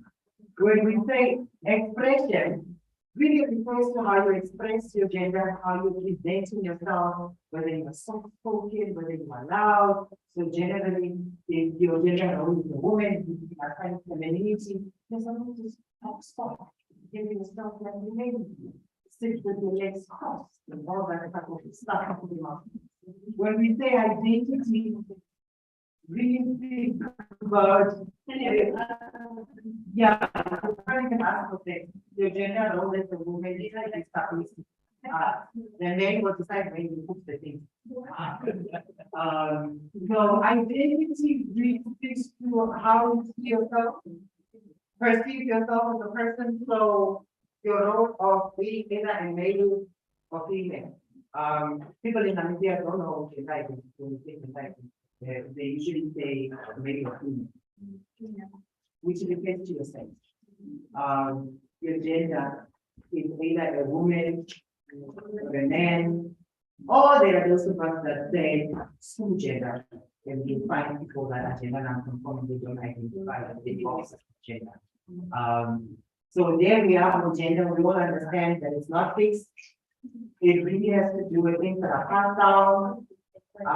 It's pretty societal. You have an identity, even as a straight person, because usually when people say gender, they go with LGBTIQ plus, and then they say lesbians and gay, and that's not the only gender identity. You yourself, your identity is the woman, and your identity is the man. And so you express it as masculine or feminine, right? And you keep the particular roles. When we say sexual orientation, does somebody name a sexual orientation? Yes. There was here, comments on heterosexual, bisexual,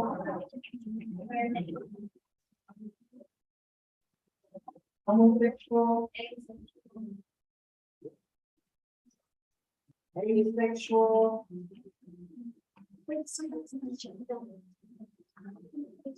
Okay.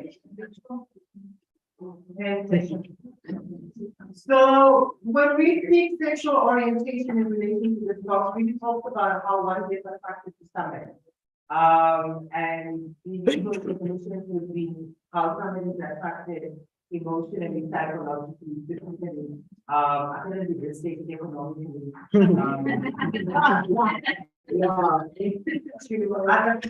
Right? So penis really goes to the opposite. So heterosexual, hetero coming from the Greek words, opposite. So these two people of opposite sexes that are attracted to each other. So this is the man and woman. So usually people say sex and then they use it. Because we work with transgender people, we include the definition gender in here because not all people identify with their sex. Some people identify with their gender. So people of opposite sex or gender that they are attracted to other people or to opposite sex or gender. So men and women. Bi means both, again comes from the Greek word apparently. So these are persons that get attracted to persons of both sexes or gender, not necessarily at the same time. So bisexual people for sometimes in their life might be dating somebody that is female, and for the rest of their other life would end up dating a male person. Not necessarily promiscuous. Do not always date male and female at the same time. Some people do, and that's okay. Because they are able to sort out their relationship with other people, it's a spectrum. So either female for about 10, 15 years, and if they go through a breakup, they might end up with a male or vice versa. Right? Yes. I want to investment, but I cannot remember the definition how it is that with a couple, married to male, and then they decide to invite other people into their relationship. So the husband sleeps with the wife and then also sleeps with the other guy. And then this guy also sleeps with him. And then this guy sleeps with the wife. And then I think the example, I forgot the term, but it's very interesting. Yeah, so attention. So then one of those male in this, the three men, he only sleeps with the male and the female, but he doesn't get fucked. Sorry, the term, I don't know which. Yeah, so again, when we speak about sexual practices, we will talk about sexual roles. Right? So there are sexual practices. What you're referring to is what people call swinging. And swinging usually happens when people get together and we're exchanging partners amongst each other, right? And that's just sexual activity. There are other people that do it. Yeah. Sorry for that. Because we're running out of time, can we just say for the question for when Beyonce is done with the presentation, and then we'll like maybe 2-3 questions and then we end it. Okay. So, and then there are other people that do polyamorous relationships, right? Their relationships are open for other people. And homo, again from the Greek word means same. So this refers to people of the same sex or gender that are attracted to each other. There are only 2 homosexuals in the world. These are lesbian people and these are gay people. Because lesbians are women that get attracted to other women. Gays are men that get attracted to men that get attracted to other men. So those are the only 2 homosexuals that exist in the world. Asexual 1% of the world population, persons that do not get any sexual attraction to persons. They will get attracted to you mentally, emotionally, all those kind of nice things, but when you give your sex, you need to go there somewhere else. They don't do sexual contact. They can't. You can be in a relationship with an asexual person, but they don't do sexual contact at all. Pansexual refer to people that are attracted to persons of the whole spectrum. They do not see a sexual orientation or gender identity or a color. They every time. So bisexual dates in particular when it comes to sex or gender, right? So they can date both sex or gender. In terms of transsexual, as somebody, so if I was transsexual and I was attracted to people, I would get you, the gay person over there, the trans woman over there, you know, the lesbian woman over there. So you're attracted to all spectrums of people. It's definitely amazing. You're not. So that deals with sexual orientation. Then going to the box quickly that deals with transgender people.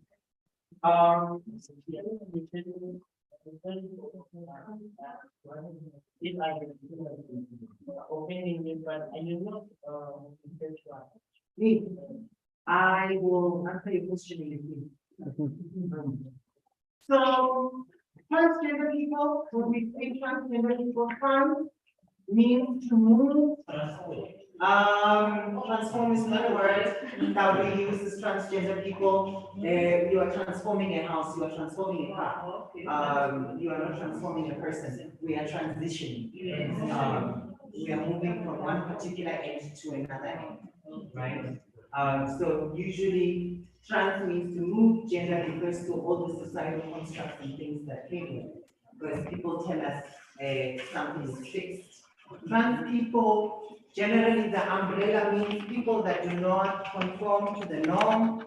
I heard you guys speaking about normal this morning. The question is, what is normal and who defines normal? Because academic somebody said to be born with a penis and to identify as a man is normal. No. So does that make me abnormal? No. Right? So again, as things you are saying, terms and words and terminology that we use can really exclude people and can also be harmful. Transgender people are persons that are born in a particular body and do not necessarily identify with that body. Yeah. And so over their lifetime spend a number of processes transitioning to the other body or to the other gender. Not all trans persons want to change their body.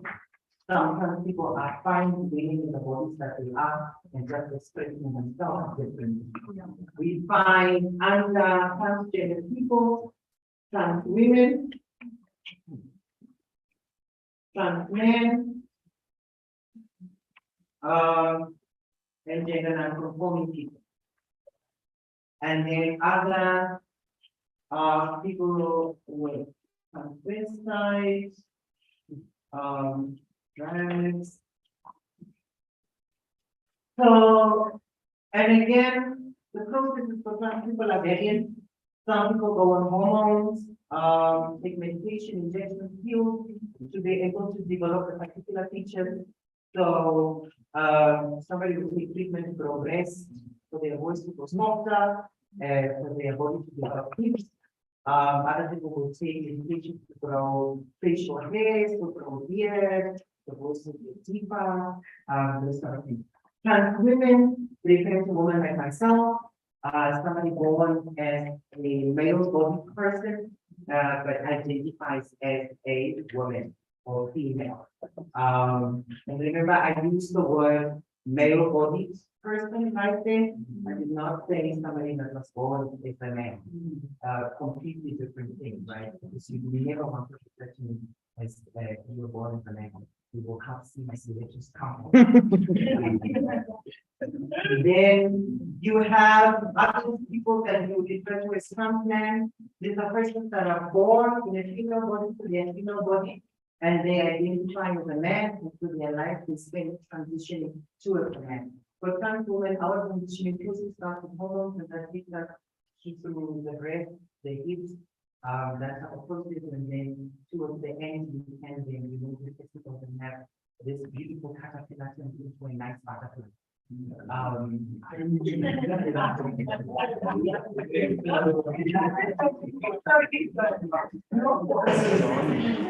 And then with trans men, obviously the process is a little bit reversed. So the muscles get taken away, and you would call them breast, you call them muscles, because that's the terminology that the men use. And then you will take that beautiful butterfly and metamorph it backwards and turn it into a nice caterpillar.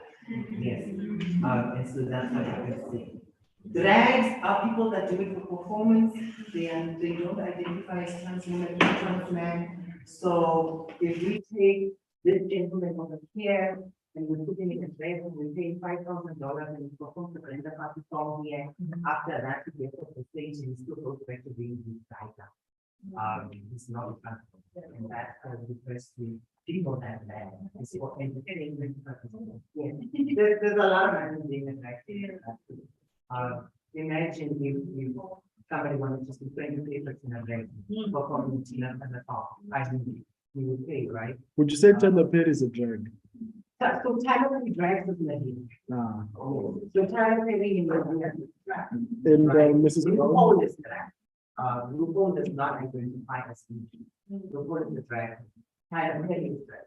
What was the Big Mama? Right? Because those men after those particular performances go back to their lives and you know.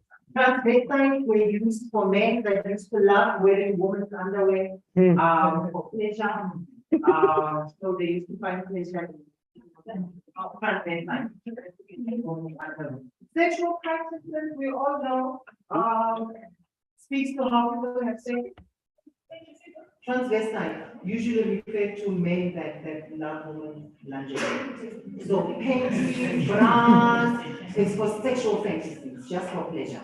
It doesn't, so your boy, when you get home, your boyfriend has gone through your panties, you might have slipped on a G-string, and that was just him feeling sexy. It doesn't change your man, he's still your man. Wouldn't that rather than fall under sexual practices? Because you said he's doing it for pleasure. Yes, but it doesn't necessarily have to be. Because again, this for him was some kind of gender thing. So most men would feel sexy if they were in their woman's G-string. Oh, and they were people doing all the time. So if you were like 50 shades of any type of thing, and it's your girlfriend and make up that day and wear women's underwear in that, she let it out with the guy and you guys are now doing those nice sexy things in the bedroom. That's how it works. BDSM? Yeah, so sexual practices speaks to those type of things like BDSM, golden shower. Two girls in the cup. French caviar. Wait, there's two girls in the cup, four languages. There's two girls in the cup, four languages. Two girls in the cup. People eating crap. Yeah, I was going to get to that, right? My time is running out. Yeah. I need to be very fast.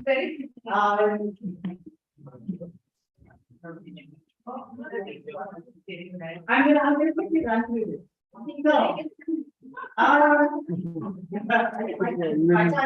So BDSM speaks to the reason for bondage, so that's what people would like to find out. The reason for bondage. So the reason for bondage is people that like to sign up, the reason for dominance is people that like to be dominated, and the X for submission, also stated, and then the M for matching. And this usually refers to people that like things like pain, so seeking don't break my bones, touching the excitement. Much.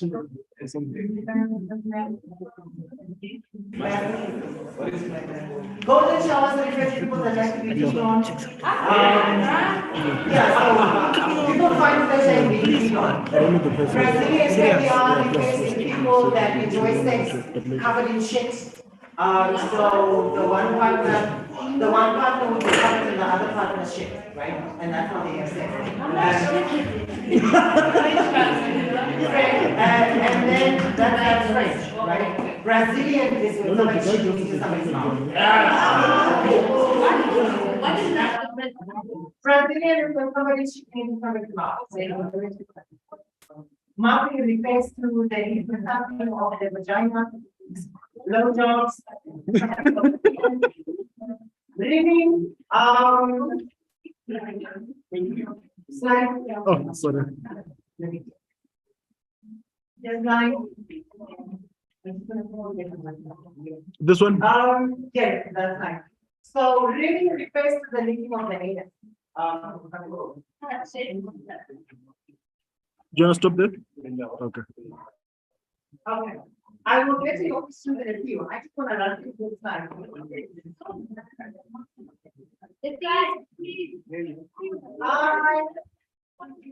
Maria, guys, please stop making noise. Stop talking. Also, usually what I do is when people don't pay attention, I usually say reflect on you, does not reflect on me. Because you have to literally respect somebody to pay attention to them. And so if you're choosing to have your own conversation over there, basically means you're disrespecting somebody that is in front of you, gender-based violence. So you had a lot of definitions of GBV this morning. Gender-based violence, usually when people talk about it, it's very physical and it refers to rape. For us in the LGBTI community, when we talk about gender-based violence, it's a little bit broader. We talk about those things like the verbal abuse that we go through on a day-to-day basis. So I found Mr. Hamilton somewhere in a taxi earlier today, and then he was going to some showing that we're getting up. And I heard him used to throw around the word more. And then he goes, yeah, it's a whole journey. And I was like, okay, verbal abuse. More is not a nice word to use. We are there before it's from a person. When people call us morphine, anti-balance, anti-balance, it is not nice. And you find it funny, and you find it a joke, but it's not a joke. They kill people in time. And it really, it's not really nice. Physical abuse. So we also go through physical abuse on a day-to-day basis. In our relationships, we also go through domestic violence. We are not protected by the Domestic Violence Act of Namibia. So it means usually when we experience gender-based violence, we get a report as either a common assault case or a GBV. Sorry. Maybe you just pause like please listen for now. Maybe please guys. Yeah. Just all of that. So when physical abuse happens in our relationships, those data are reported, it does get reported, it does not get reported as rape or domestic violence that happens between two male partners, two female partners. They really just get categorized under general population. That's why we will never be able to find statistics on LGBT persons in gender-based violence or domestic violence in the country. And then other forms of GBVs, denial of service, and this usually happens at home. So when somebody does not want to be performance, that's why. Or when I go to fashion bar and I get thrown out of the club because I want to use the female waiter. It is a denial of service. It is gender-based violence because I am being denied the use of the toilet because of who I am by the basis of my gender identity. And that's not right. When I go to school and everybody else is verbally abusing me, and in school uniform, It's not necessarily affiliated with the person that I have and the ministry of education. It's based perpetually on gender-based violence against transgender people that are in school, right? You look at other things like exclusion. So when somebody's been thrown out of their house because of who they are, when somebody can't get a job because of who they are, it is gender-based violence.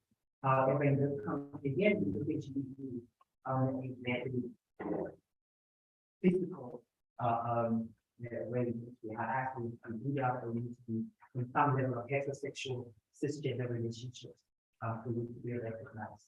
I think of course it's fine if I move it there so that I can give people who look at the art system. For you, sir, I am very heterosexual. I am straight.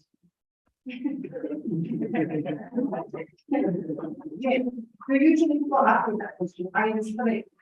Beyonce was born with a penis. Beyonce identified as a woman, right?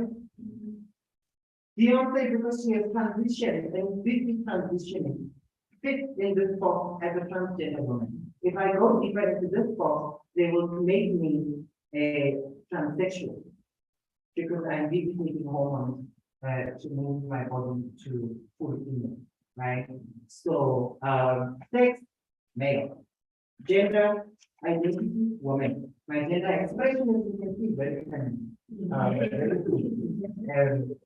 Transgender woman, when I come in here, I'm very heterosexual because I am a woman that is attracted to men. I'm a low choice.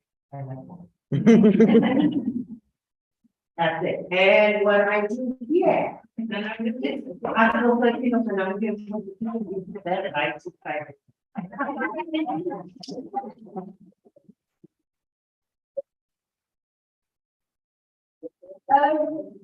Thank you very much. So I think we'll just take 3 questions again.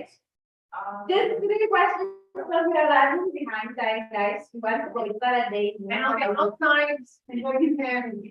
Yes. So you have to please select everyone has the question. So if one to make it, I can get it. Come on, make them 5. Go ahead. When you mention golden shower, BDSM, what does that fall under?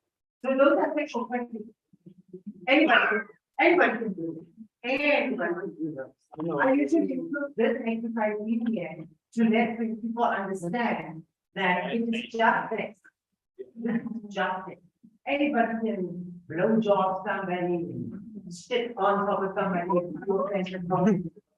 anybody can grab somebody and do pleasure. It doesn't mean somebody who are heterosexual or homosexual. We all do it. Next question, please. Yeah, mine would be better contribution and to compare it to something that I think Mrs. Mary spoke about. Okay, firstly, I'd like to speak on the constitutional provisions of white mentioned in terms of my pronouns that she, her, interrupt anybody, anything, whether it is Christian, whether it is could not be anything. I got, yeah. In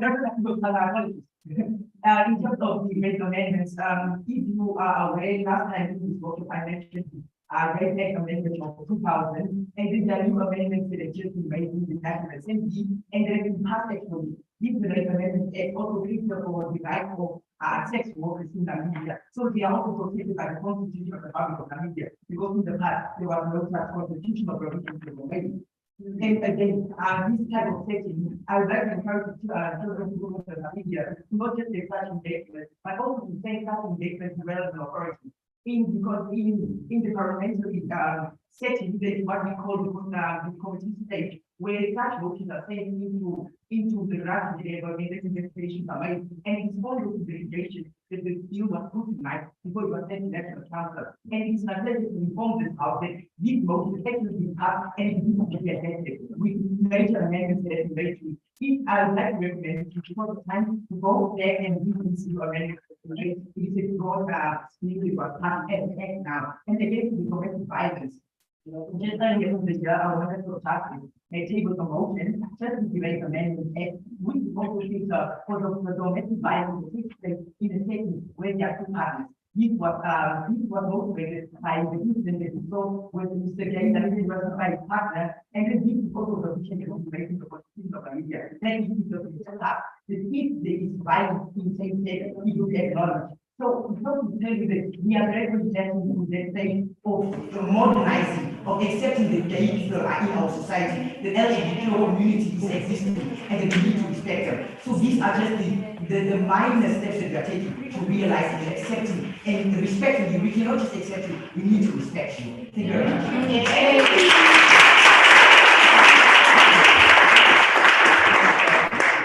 Thank you so much. And again, a lot of the times why I don't highlight it is unless it's been gazetted, I can't really enforce it. Yeah. So we don't tend to, because there are other things amongst the access to information bill, amongst the hate speech bill that have been taken, right? Yeah. Yes, last final question. Freedom is all. Why did you say to sorry? No, sorry. If I didn't see your talk and I spent the time. No, wait, guys, I have good news for you guys. This is our second workshop, our gender-based violence workshop. How many did we say we were gonna have? Three. You see, so there's still one more. We can continue this discussion. And like you also mentioned, she'll be outside later. Also, if you guys want to question her or like, have interactions outside, we can do it outside. For now, our final question, and then we wrap up. Okay? No, I just wanted to ask you, maybe not ask you, like, I think I love Sorry, guys, we are not late. I'm so sorry. Guys, I will give anybody the bag or whole packet of sweets if you tell me what the limit said right now, what you are saying.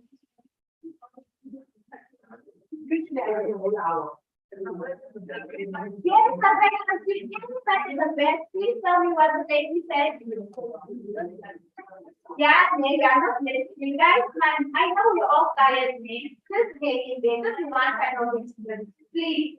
I just wanted to say, like, I feel like guys are really but then some of the things in those educated stuff like domestic violence and all those things. But can we not challenge like through your language and like say to expand because at the end of the day, if it was a domestic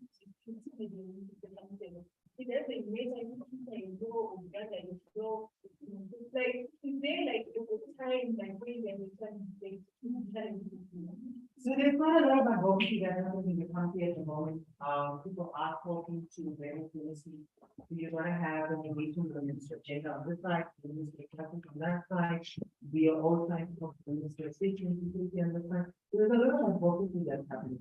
What we've done at the moment in the county in terms of law is identify all the other old laws like the civil law, the moral practice, because those are the only two. Again, what people need to understand is homosexuality is not illegal in this country. It's not illegal to be a gay lesbian bisexual transgender person. What is a crime in the country is sex between two consenting male adults. And again, men, right? So it doesn't feature lesbians. So lesbians can go ahead and do their thing on night night.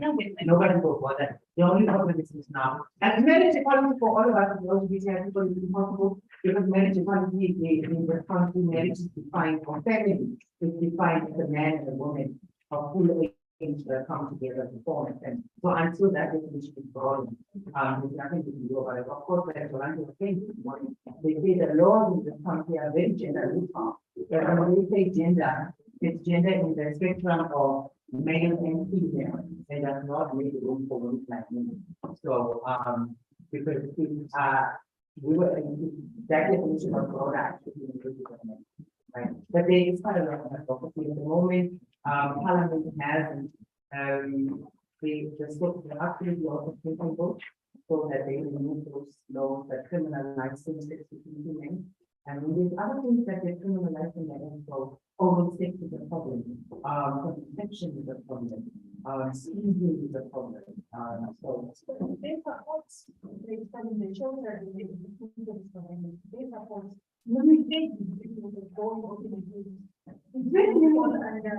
Very minimal, right? Very minimal engagement in terms of uniform officials. So healthcare, if we can have the services there, we would have to go to the healthcare professional association. If it's the police station, we usually channel it to the office of the ombudsman, and the NAC. So those are some of the direct channels to the. So we tell people to take on the experience violations, go to organizations like ours. If you are able to find out, then you go to like any the office of the ombudsman. You can also directly go to the Ministry of Justice. They have a little link in there that people can approach for assistance. Yes.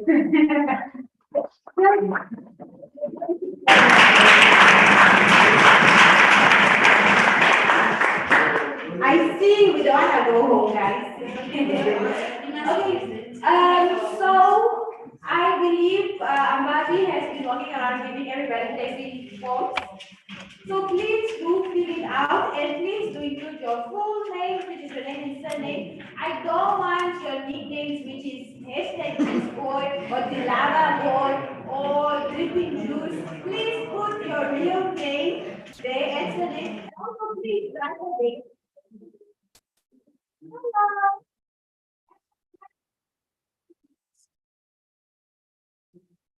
And also, if you see very well the response for the day, please fill it out honestly and do not put your name there. Because if you say no, Frida was too annoying, I'll have Simanjani personally not. Are we all in agreement? Say yay, don't guys. Yay! Yay! Yay! Okay, so I think I just want to take this moment to thank each and every one of you